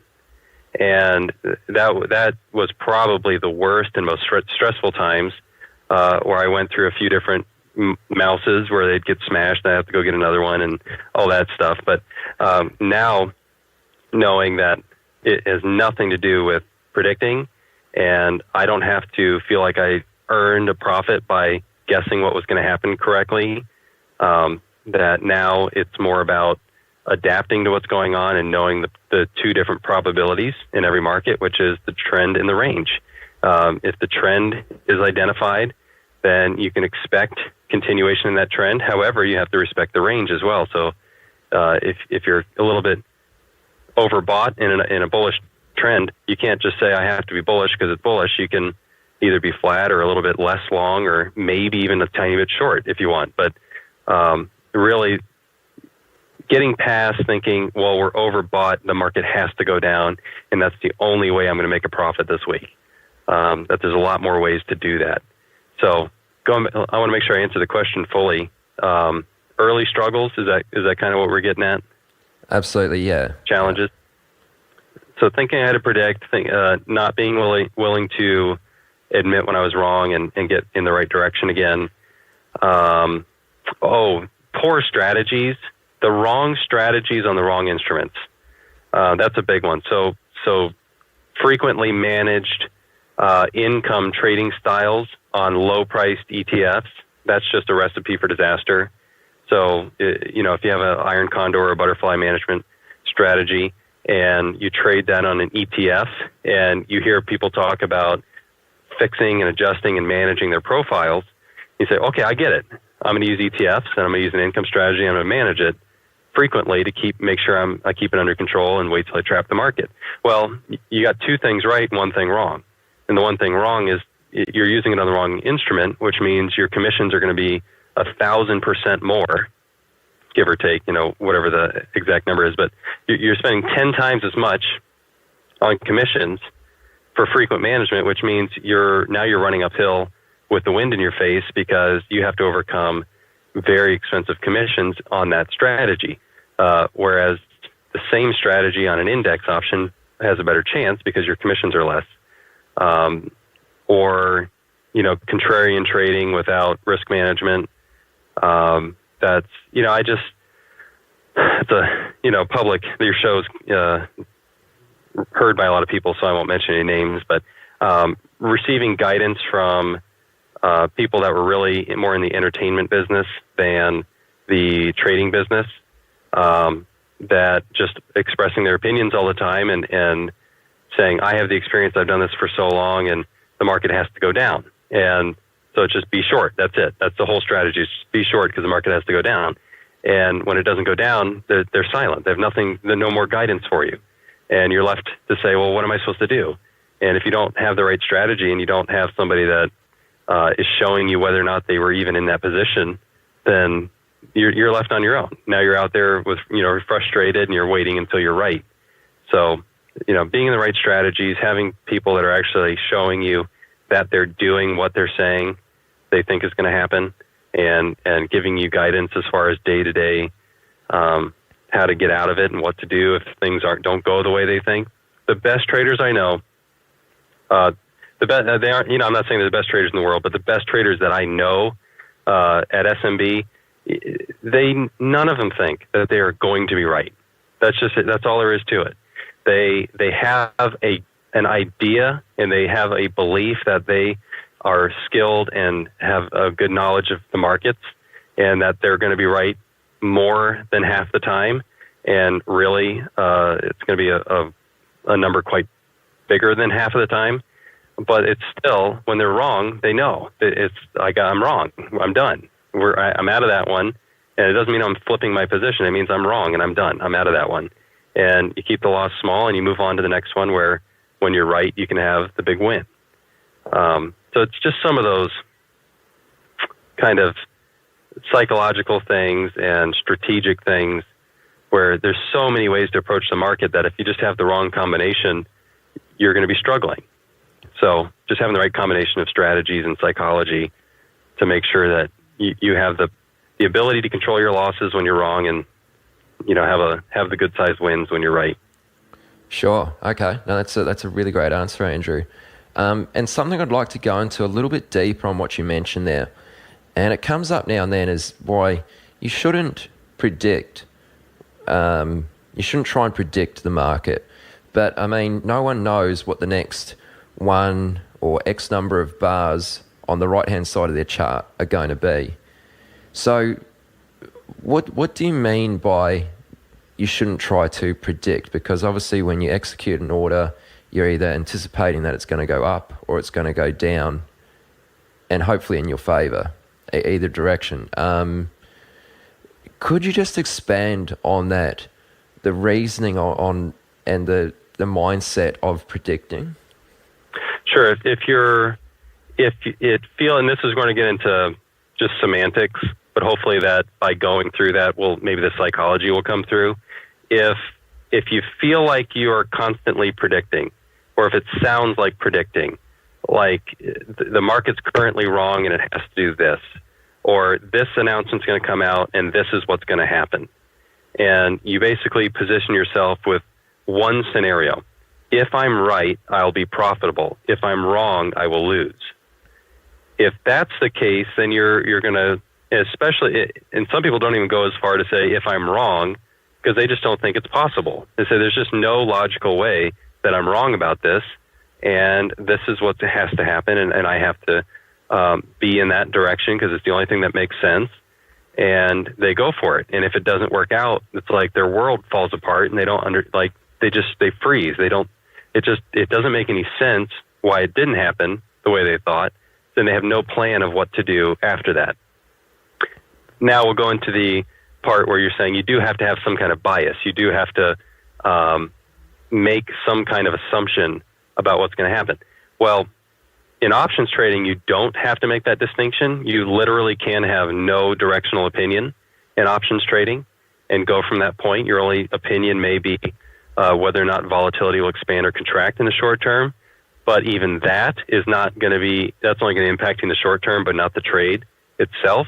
So that's one way that you can remove predictions. And I found that options traders that find good guidance and have discipline have a higher probability of success than directional traders. And that's just from my own personal experience. I don't have some kind of deep, 1,000 person survey to prove that or anything. But my observation and working with a lot of traders and seeing the success rate with the types of traders and seeing traders that failed at directional trading and then learned about non-directional options trading, that they have number one, they have a great chance that they will stop losing money if they have good guidance on the types of strategies and instruments to trade. And then secondly, they have an increased chance of generating some type of positive results by using a systematic non-directional options trade and with the right management strategies. And that's not saying that they're going to make money every month, but if they stick with it for 6 months, in most market conditions, they're going to come out ahead by following those strategies. And they're not going to be home runs, and you're not going to, triple your account this year, but you can make decent income on a decent sized account. So now I'm going to finish the thought process by saying, now when you do a directional trader, where does that leave them? They are a directional trader, and I said that they can't predict, but they have to have an assumption. The psychology that I would encourage, rather than feeling like a prediction, I would rather have a series of if-then scenarios and several of them. So I would say, if we trade back to this level, then I would consider that a great long opportunity, because it would be a dip in the direction of the trend. Just very simple if-then scenario. If we were to have a dip in the direction of the trend to this level, I think the risk reward would be favorable for a directional trade back to the top of the range, or to a new breakout, and then I would close it when everybody else is buying the breakout. So that's my if-then scenario. Say, well, I don't have to that's not the only way I could make profits on that instrument. I can have a second if-then scenario. If we don't pull back and we break out and we hold, then I can buy a held bid above that level, or if we consolidate above that level for 5 or 6 bars and the bars are getting smaller, then I would also consider that a long opportunity. I don't need the market to come down to my level. I can take advantage of it another way. And I've eliminated predicting what is going to happen. I've given myself 2 ways to profit. So I can say if that first one happens and I buy it and then it breaks the level that I thought was going to hold, now I can have a whole nother series of if-then scenarios. If it holds below that and consolidates, now it's a short opportunity. If it trades back above and consolidates, it's a long opportunity. If it trades back above and takes off, I'm going to skip it. It's not trading in a way that I want to trade, and I'm just going to go on to something else. Those are a number of scenarios where you say, in this scenario, I'm going to have a small loss. In this scenario, I might change my mind and go the other direction. In this scenario, I have a lower probability trade, but I might be able to hold it longer. And you give yourself a number of ways to be in that without needing to say, get in some chat room or get on Twitter and say, XYZ is going to drop 50 cents and I'm going to buy it and it's going to make a new high. And now, because you've made some public proclamation, you feel like that has to happen for you to have any dignity in the world. Rather than that, just say, here's some if-then scenarios. If it gets here, I would try this. And it's a more humble attitude. It's a more adaptive attitude. And you don't feel like you have your pride tied up in what happens next in that stock or ETF or index or anything else. Yeah, that's really good. I like the idea of the if-then scenario. That's definitely a way to overcome that predicting kind of mindset for sure. And just before we get into a few more of the specifics about how you trade these days, I'd just like to ask you, from the point you started to the point where you reached some sort of level of consistent profitability, what sort of time frame was that period? There was probably a year and a half that was heavy bleeding and painful and stressful. And then probably a 6-month period of kind of turning away from that. And then, what year is it now? 7 years. So, and then after that, just kind of slowly, and it's been a progressively steeper incline from that. So call it a year and a half of kind of poor results and non-results. And then until I was moving into something that was more sustainable. And then now at this point where, achieving levels as an active trader that you don't hear about in the news and from hedge funds and things like that, just because it's more active and for smaller accounts than these big institutions. Sure. Okay. No, that's really good. And during that time, the first 18 months, how active were you trading and how intensively were you studying? My study was off the charts. Every waking moment that I had, I was reading and studying and back testing and creating charts and creating studies, just going through and watching webinars and reading books and reading information. It really was, 6 a.m. to midnight every day. It was like, that's all I lived and breathed was the markets. And that's just what I felt like I had to do. And I learned a lot in that process, but I was also not consuming the correct information. So I had information overload from bad sources. So from all of that free information that was out there from entertainers rather than, traders that were actually trading professionally and getting real results and sharing their results that they were getting. I don't think that's the process everybody should go through. I think I worked too hard and looked in all the wrong places, and was looking for people that were going to show me how to predict the market or depending on them to predict it and feeling like I could follow blindly along with them.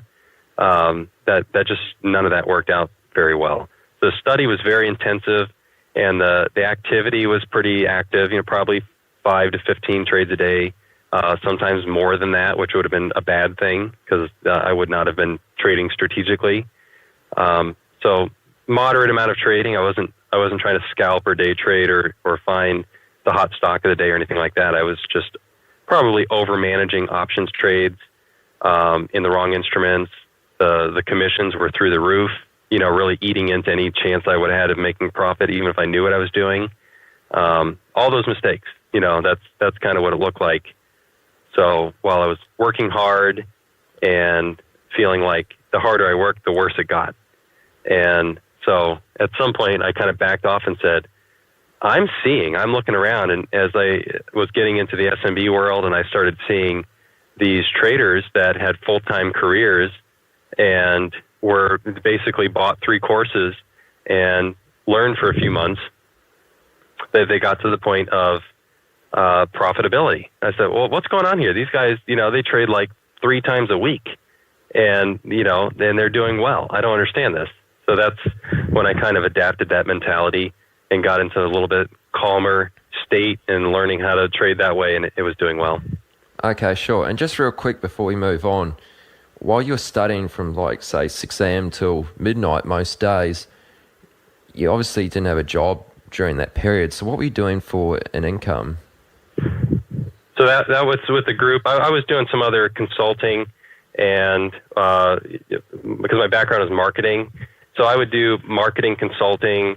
I did some real estate consulting, and I had some real estate deals that were left over from the brokerage company because commercial real estate deals specifically, a lot of them take, 6 months, 18 months to happen. So I had a lot of deals that were kind of pending that I still had a commission coming on. So those checks were coming on occasion. So it was enough. It was pretty thin, though. There wasn't really a lot of income, and there was more nights where I was buying ramen noodles and keeping things nice and easy. But thankfully, those days are behind, at least for now. I'm thankful for it, but it's not like that anymore. But I think more importantly, I'm grateful for. I don't even care about what a little extra money coming in does.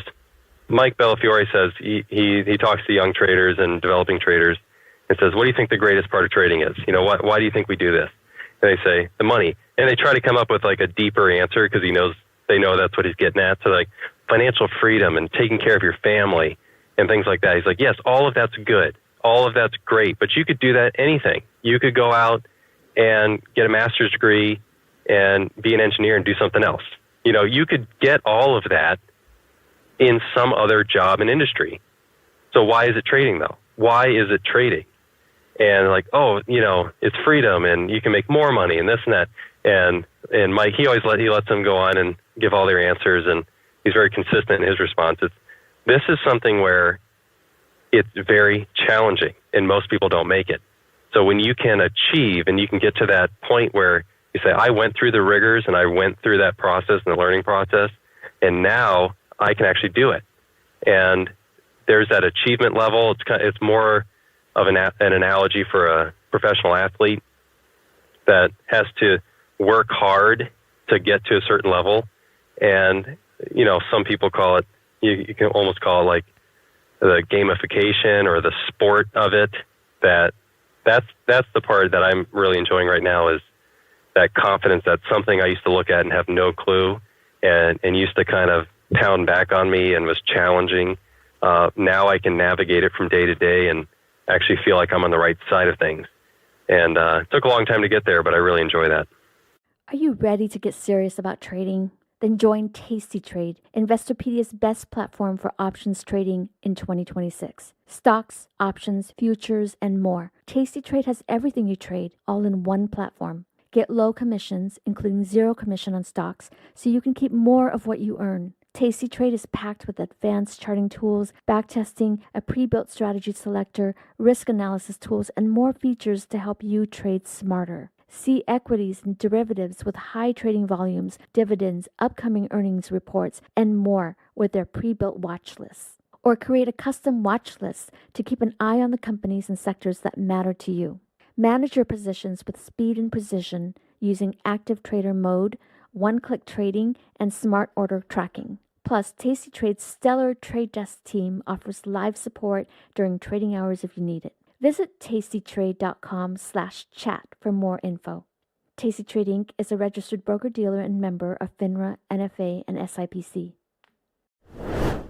Have you ever watched a stock explode and thought, if only I had the capital? Or sat on the sidelines because your account balance felt too small to matter? Good news, with Trade the Pool's limited risk platform, you don't need millions or even thousands to start trading the U.S. stock market. Bypass the PDT and tap into over 12,000 U.S. listed equities, from penny stocks to big caps, ETFs, even the newest IPOs, and short anything you like with zero locate or hard to borrow fees. Start your evaluation, get funded with up to $200,000 in buying power so you can go big without risking your own savings. And now you can also have unlimited time to reach the profit target. It's a game changer. Not ready to trade yet? Trade the Pool offers a free demo and educational resources. Practice on live data, master the platform, and build confidence risk-free before you even pay a cent. Click the link in the show notes to start trading with Trade the Pool's capital. Okay, Andrew, so let's move along a little bit and shift into some discussion about more about the way in which you trade nowadays. So how would you define your trading method? The core positions that I'm in are income oriented, and income some kind of has a connotation that it's lower returns, and it can be. You're definitely not going to hit big home runs, but it's definitely better than typical investment returns. But income-oriented, market-neutral trading of options on the indexes. So that is the core position. Probably, I'm just going to think about the numbers and try to do quick math in my head. Probably 80% of the portfolio is in that style of trading, and then the rest is semi-directional, still has an income approach. Often, probably 90 to 95% of my trades are options, a combination of buying and selling, net short, net long, mostly short options, and then a little bit of futures trading for hedging and for opportunistic swing trades, and a little bit of just more recently in the last few months actually been diving deeper into the SMB equities programs. They have a program now called Trader 90 that's where they have all their tools combined, multiple meetings throughout the day talking about equity directional setups. So I've been getting into more of that since the income trading is going well and want to diversify further. But with the income trading, that's oriented to selling market premium in the options market.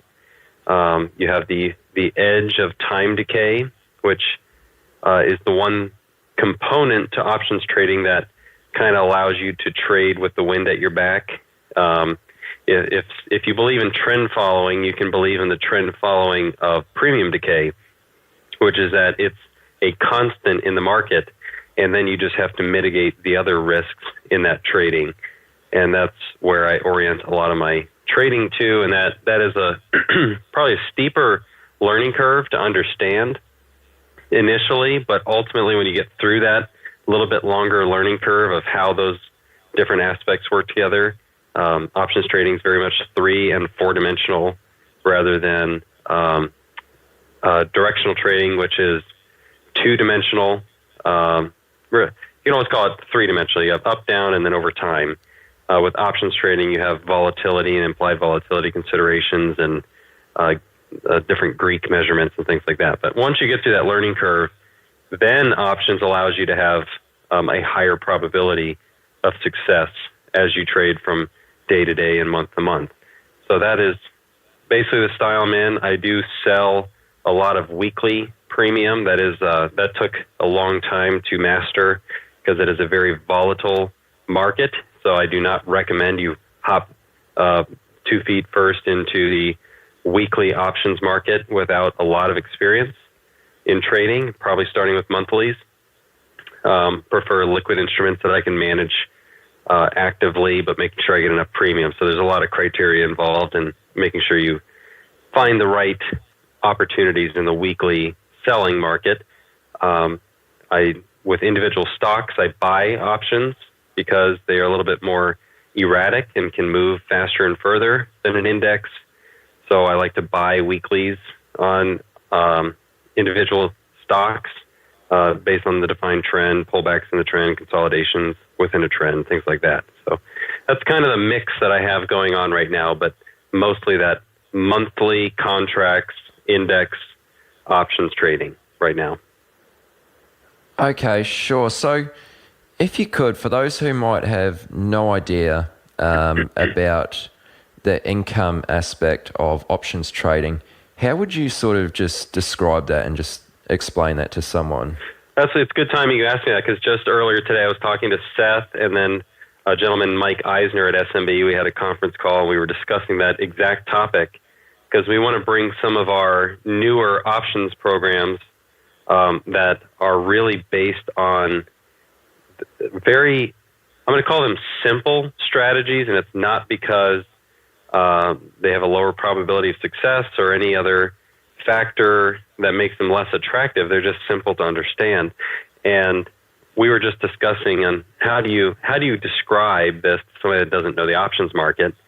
And the idea is there's the options market is an insurance market. If you look at the fundamentals of it, and I'll just describe it also by paralleling the futures market. The futures market is originally designed, and the purpose of it is for hedging.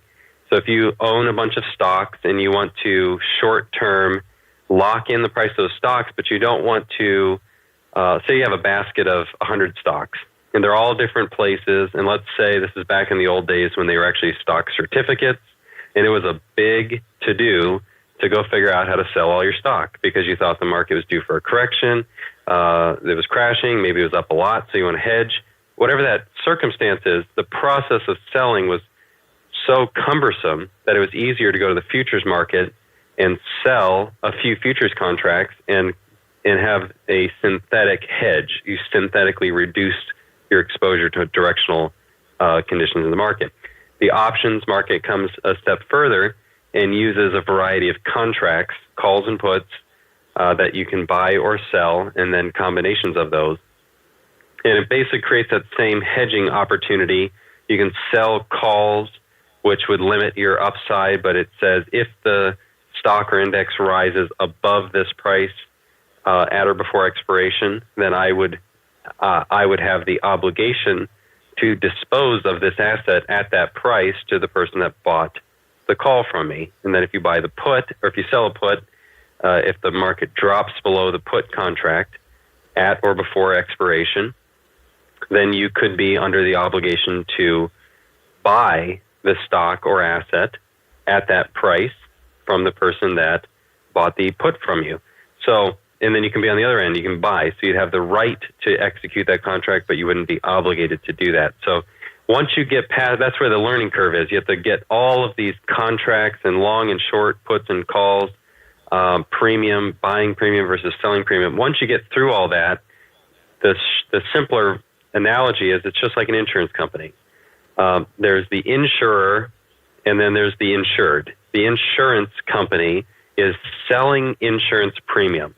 They are the ones taking on an outsized risk for something that is not necessarily likely to happen.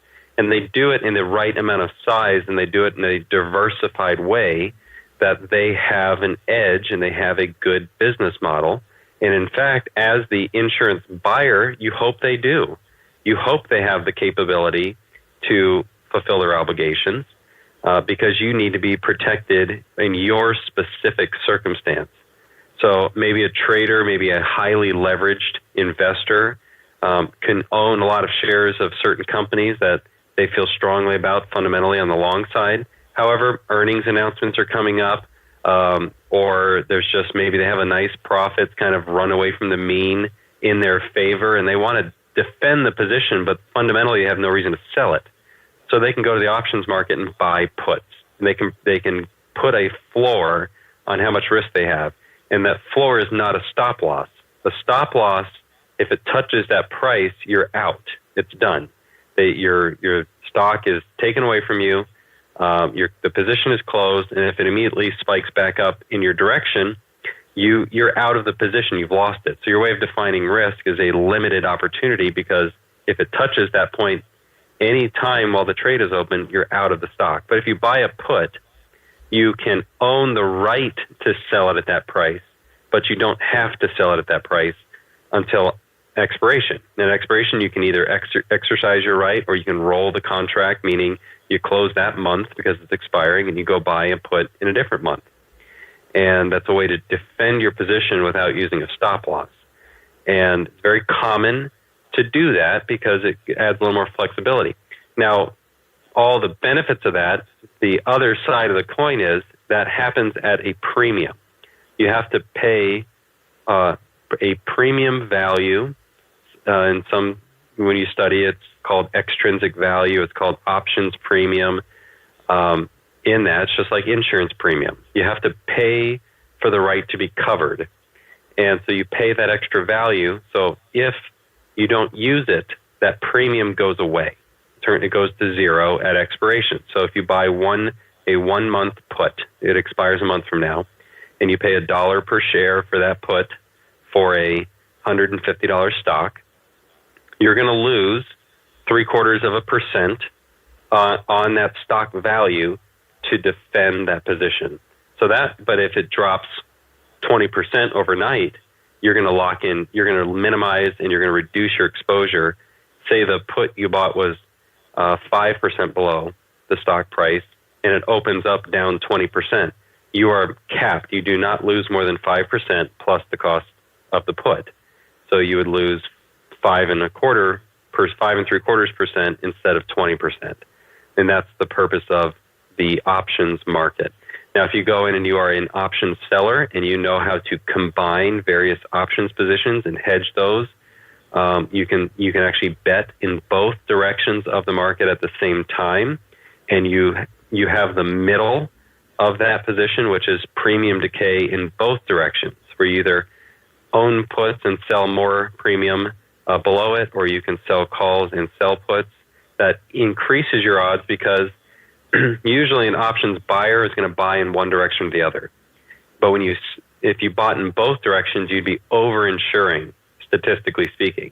So you'd have too much premium paid. Well, if you go as a seller, you want to sell too much. You want to sell more than is probably going to be needed to insure those positions. And then you use other management techniques, management from day to day. You can look at your risk and make adjustments when things are changing, or if volatility gets to a certain level, you reduce your exposure. There's a lot of management techniques beyond that. And you can see that from there, it's entirely different. It's a completely different market than stock trading, where you just have a variety of setups that have a probability of either going up or going down.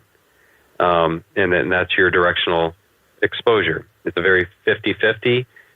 When you look over 1,000 trades and 1,000 traders, it's a 50-50 game.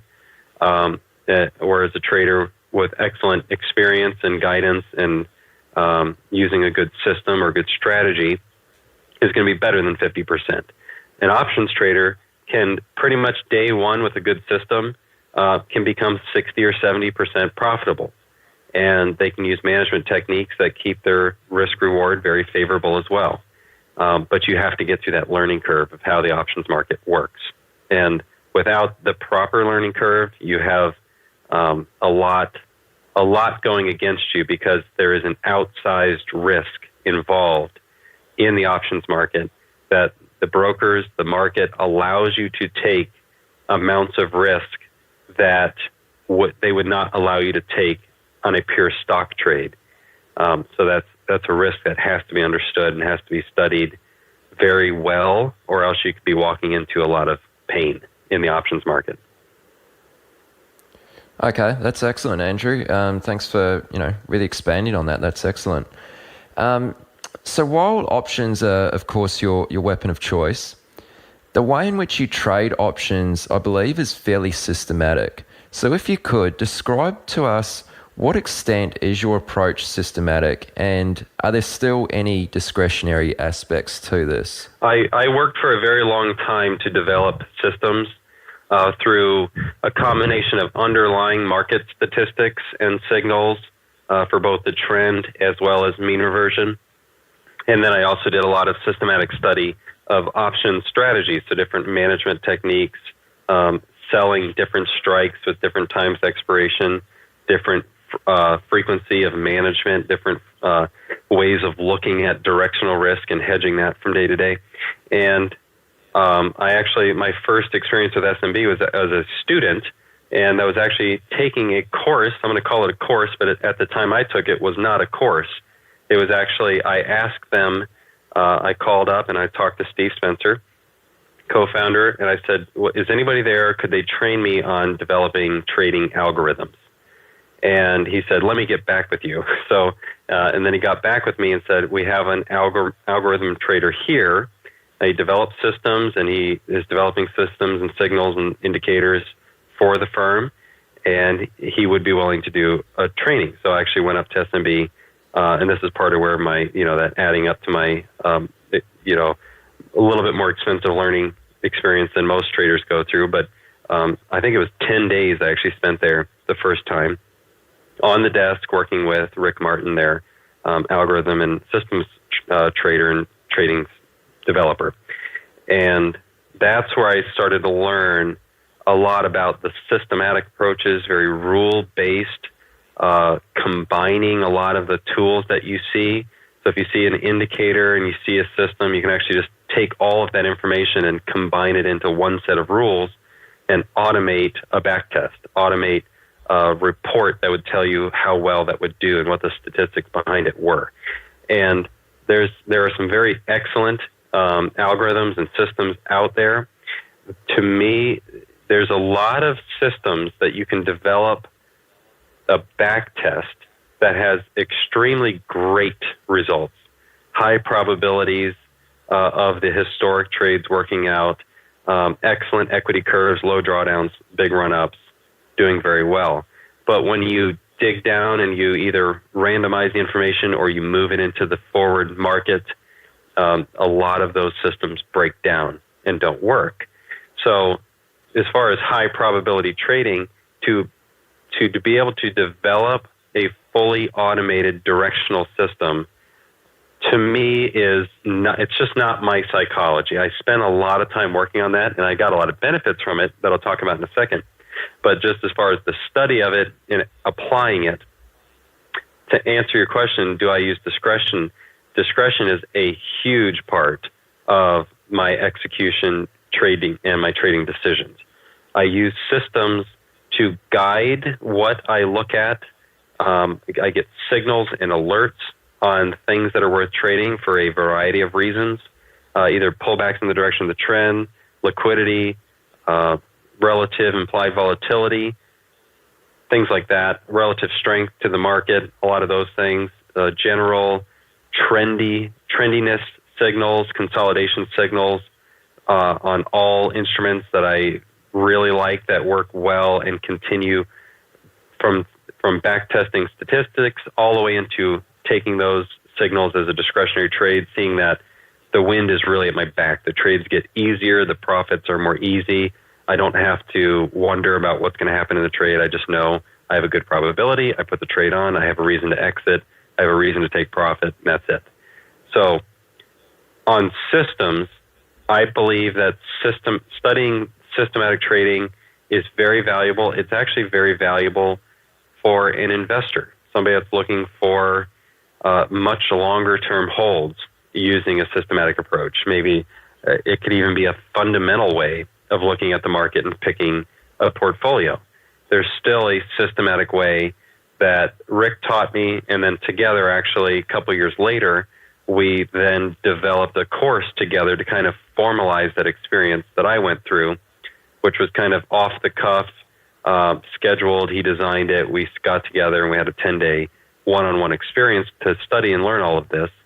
And I got to absorb his decades of experience on Wall Street and in Chicago and absorb all that information, processed it, stayed in communication, developed a lot of systems, did a lot of correspondence and work together, phone calls, went back and visited, and then ultimately it came down to saying, let's formalize this, make it a more of a video series that's a little easier to intake, more affordable because it's recorded. So we put that together.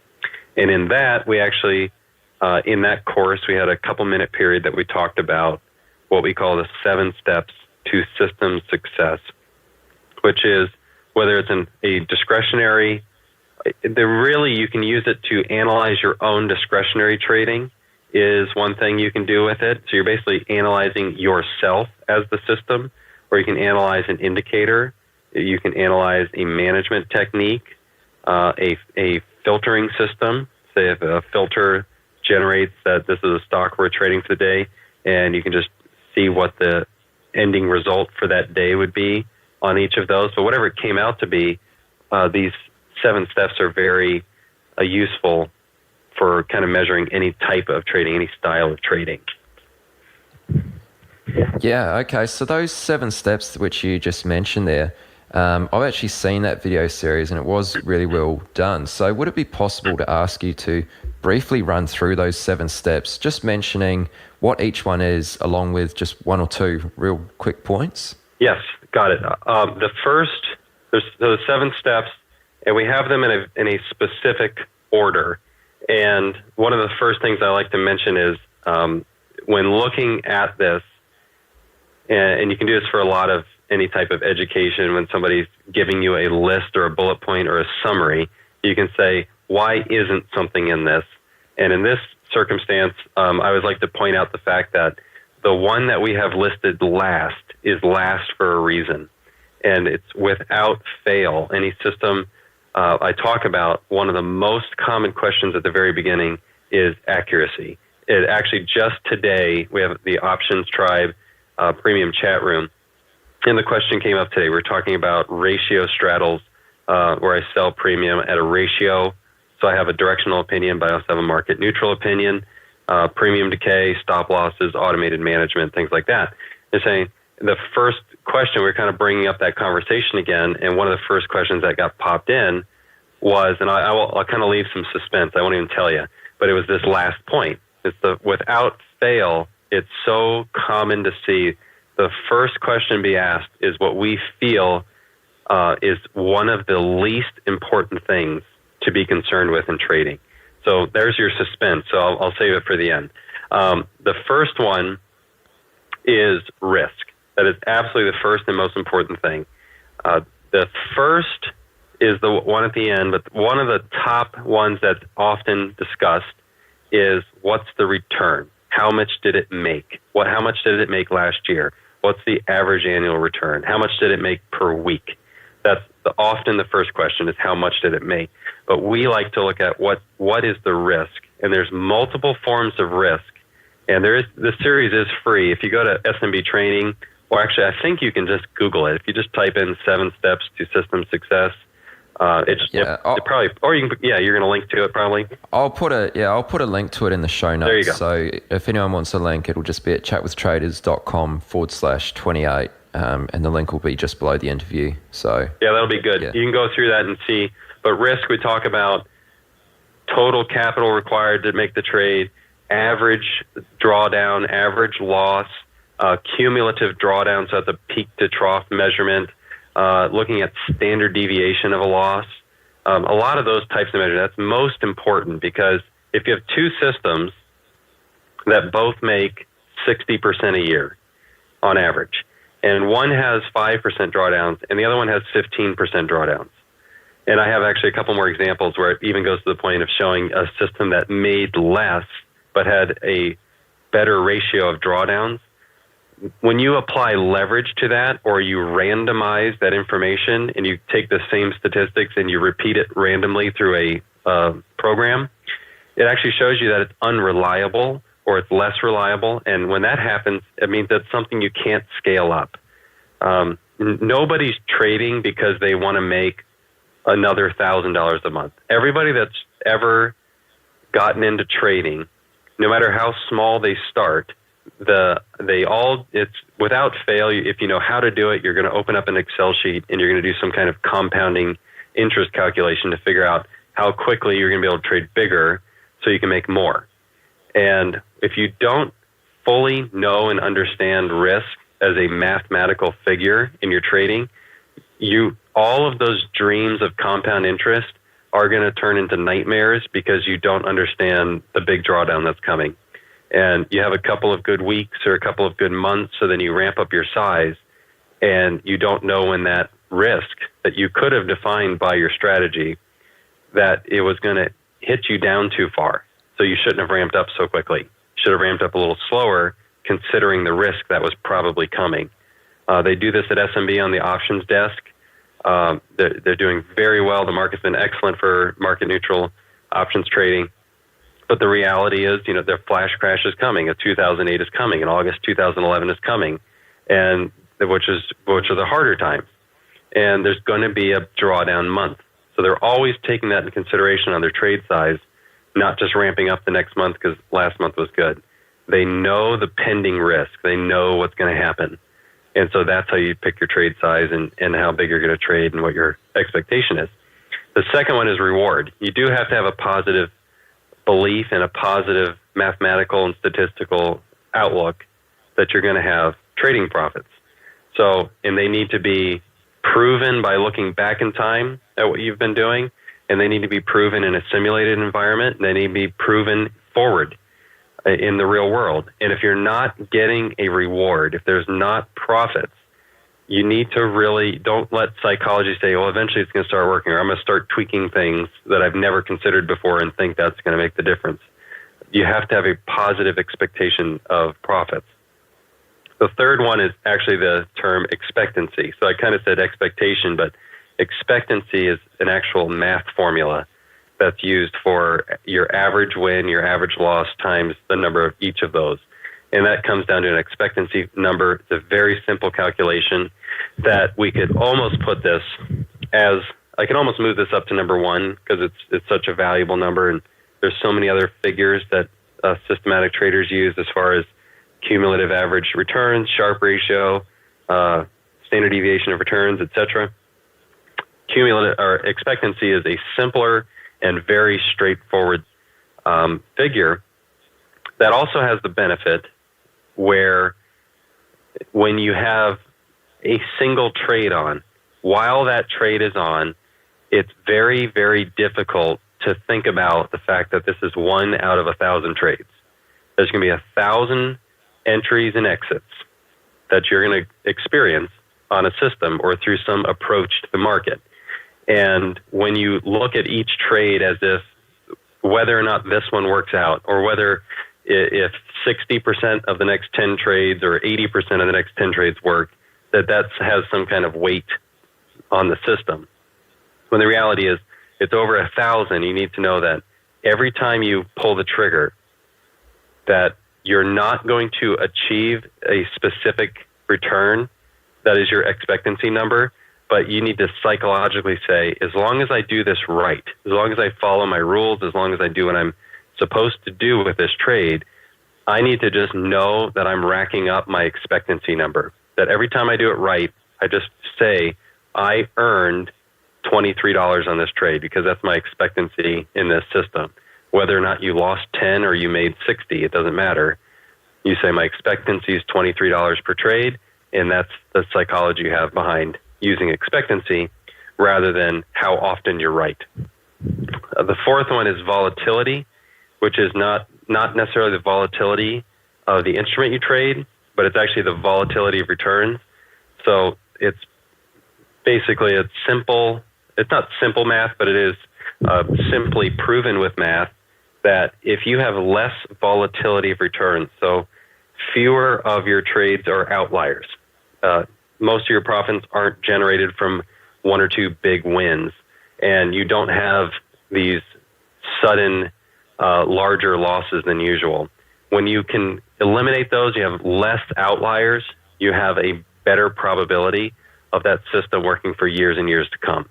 So looking at different ways of volatility of returns is something that we do. Which one am I on? 5. 5 is frequency. So that is partially psychology, also has to do with transaction costs, that a higher frequency system, especially as a retail trader, instantly has lower probabilities of success because your ratio of cost to expectancy goes up. So that is one of the things behind frequency. Also, your ability to execute, if you're taking the trades manually, goes down because on paper it looks wonderful. In the real world, you realize that sometimes you're sick, sometimes you go to the bathroom, sometimes the power goes out, and there's a lot of things where you can't mess with your statistics because of the fact that you aren't a machine. The sixth one is duration. So that's a kind of a psychology one that lets you know that some systems, trend-oriented systems specifically, are going to have a lot of losses put together. So they're going to have a lot of small losses with very short duration. So you're going to feel like you take a loss, you take a loss, you take a loss, you take a loss. And then you have a trade that starts to go in your favor. Psychologically, you say, I don't want this one to turn into a loss too, so I'm going to take it off. And that becomes the one that makes 10 times more than any of the losses had. Knowing that there are systems like that. I've seen systems with 30% accuracy or less that were fantastic systems because they had tiny little losses when they're wrong. So they just accumulated a few little losses, but they were great setups. They were the times when they could take that small amount of risk and they get wiggled out. They take the setup occurs again. They take a little risk. They get wiggled out. And then the setup occurs. They load up on the position and it goes in their favor and it goes big and it goes for a long time. So your losses may have been 2-3 hours and your wins can last 2 weeks and be enormous. So knowing that behind your system lets you know to allow those losses to just happen. Let them accumulate. Let them happen over a short period of time. If the entire market is very stagnant, you may have a lot of stocks, a lot of positions, all experience the same thing at the same time. And right around the time you want to quit and pull the plug, 5 or 6 of those can run in your favor big on that system. So you just have to know what the duration expectancy is. And then the last one, which often is brought up as the most important thing, is the first question I often receive about a system or a strategy that is, I feel, could almost be removed from the list. But there is a purpose for it on the list, so that's why it's still there. And that one is accuracy. Asking how often or how many trades out of 10 or how many trades out of 100 are profitable is probably the most common first question, but it is the least important aspect of trading to know if something is going to be reliable and profitable in the future. The psychology of having to be right is what often brings that up. The psychology of wanting to win often is brought up. The training that we have in school that says if you get if you get less than 70% of the answers right, you are a failure. You have failed at this. And bringing that into the trading world is what keeps a lot of people from becoming profitable and having fun in this market. You have to be willing and understand that you may actually be wrong half the time, and that could lead to excellent results. You could have a 50% success rate and have outstanding results. Because if you're 50% accurate in a trend-following approach to the market, so half of your trends run in your favor and half of them have small exits, you're going to be fantastically successful at trading. The reality is trend following is often 35 to 40% accurate. And that's why most people fall in love with the concept of trend following. But then when they try to execute it, they often get shaken out and move on to something else pretty quickly because they get that negative feedback from the market and see that they're accumulating losses. And instinct comes in and says, well, if I'm not getting the results I expected, it's probably wrong and I need to quit.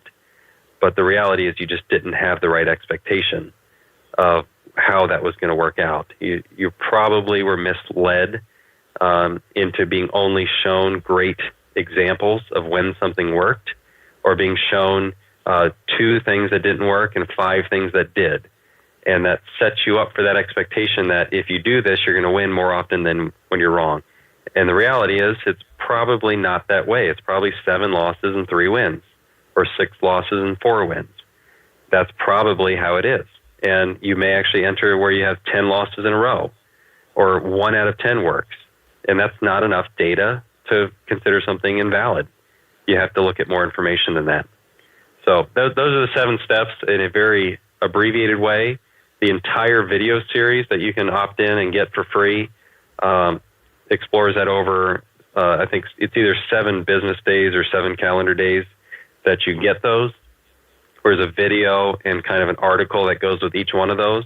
So you go through that entire process, and even that is just a very brief snapshot of what Rick and I went into in the Systems Foundation course at SMB, where we really dive deep into all these metrics and ways of looking at different techniques and strategies, and how you can measure them and know if they're going to work. All right, awesome. No, that was really good, Andrew. Thanks for going into so much detail on that. And I'll put the link to that in the show notes at chatwithtraders.com/28. So if anyone's interested in learning more about systematic trading, then definitely check that out. I did, and I got a lot of value from it. So anyway, we should probably start to wind things down, but let me ask you just one more question. Sure. And I love to ask this question to a majority of the guests, and that is, what's the number one reason why the majority of traders lose money and never reach a high level of success, in your opinion? Well, I'll have to just give an answer, because I could probably think about this for days and come up with it, but or I might give a mixed answer. One is, there's traders enter the market with a lot of confidence because they're either smart, so they may be more intelligent than a lot of their peers, family, or friends, and so they look at the trading market and say, okay, most people fail at this. However, I'm generally smarter. I have good head on my shoulders. When I try to understand something, I do well with it. And I'm also passionate about it. So they say, well, I have what it takes, because most of my friends, they're just not even interested. So if they try, they'd probably fail. So I'm probably well suited for success because I have other success in my life. Or I've seen very successful businessmen and investors that in the markets that come to trading, and they get a negative feedback from the market, meaning they lose money. And they approach it the same way they would approach anything else in their life. If it's sports and you're losing, you just practice harder and you try harder and you learn more, and through sheer effort, you're going to be able to improve yourself and get better results.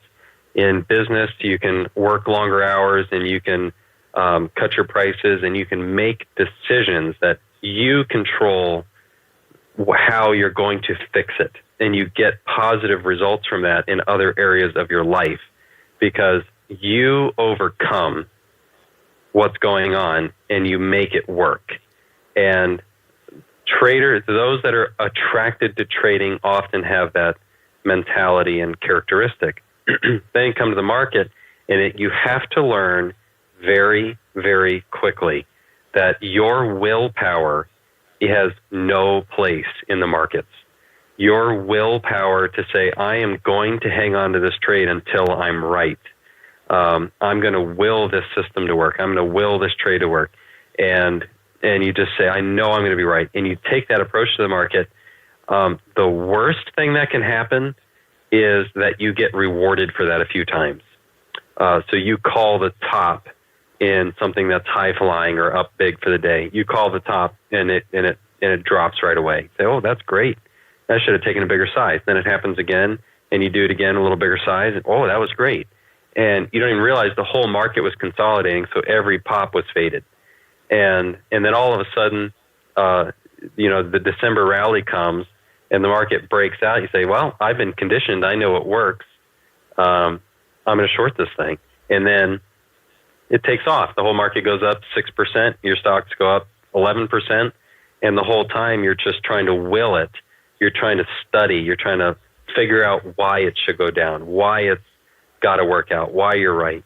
And through some willpower effort, it's going to work out for you. Where the mentality that works is to know when you're wrong and have a understanding that certain there's nobody that's going to be right 100% of the time. And as soon as you are wrong, as soon as you get to a point that is exceeded your expectation of what should happen, that you need to do something about it. And one reason I love options trading is I don't always have to close the position. In my psychology, that works great because I still get to kind of hang on to my idea. But in options trading, I can take other approaches for just kind of defending myself and bringing in a different trade to kind of enhance the position and not really close the original one. It's just kind of a psychological game I get to play that helps me, and it really works out better. But I think that's kind of it, is that they bring in success in other areas of their life. They try to apply it to the market, and the market doesn't play by the same rules. So I think I'm just going to pick that one. I think that's kind of one may not be a common one that's brought up. Yeah, that's actually a really unique answer. I don't think anyone's given anything quite from that angle before, so I really like that answer. That's a good one. Now, Andrew, thanks so much for coming on. Now, I know there's quite a few listeners who I've spoken with who are keen to get into options or who might have already started on options. So would you be open to answering any questions that listeners might have in the comments about trading and more specifically around options? Yeah, that'd be great. You can just let me know or figure out some way that I can be notified when they get posted, and I'd be happy to answer any questions. For sure, yeah. So if anyone has any questions for Andrew, just go to chatwithtraders.com/28, scroll to the bottom of the page and just leave a comment there. And I'll let you know, Andrew, whenever there's any new questions there, and you can jump onto those. Great. Okay, and where can listeners go to find out more about you? You can go a lot of places to find out about me, but most of my work right now is through SMB Capital and SMB Training, also known as SMBU. So the fastest way to type that in is probably smbu.com.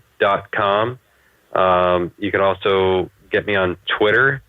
So I have a pretty unique first and last name combination. So if you were to Google Twitter, Andrew Faldy, or just Andrew Faldy in general, you'll probably find me in a few different places. And I don't have any other distant relatives or anything with the same name at this point. So I'm pretty easy to find that way as well. So Twitter, Andrew Faldy, or I think it's Andrew F_SMB, but it's pretty hard to miss. But what's any other way? Andrew at andrewfaldy.com is email address. You can send that as well, so it'll come right to me. And then I can add you to my Google Plus, and you can get updates that way as well. Okay, good one. Well, I'll make sure to put links to everything you just mentioned there in the show notes, including your Twitter handles. So, anyone who wants to find out more about you can just jump onto any of those links.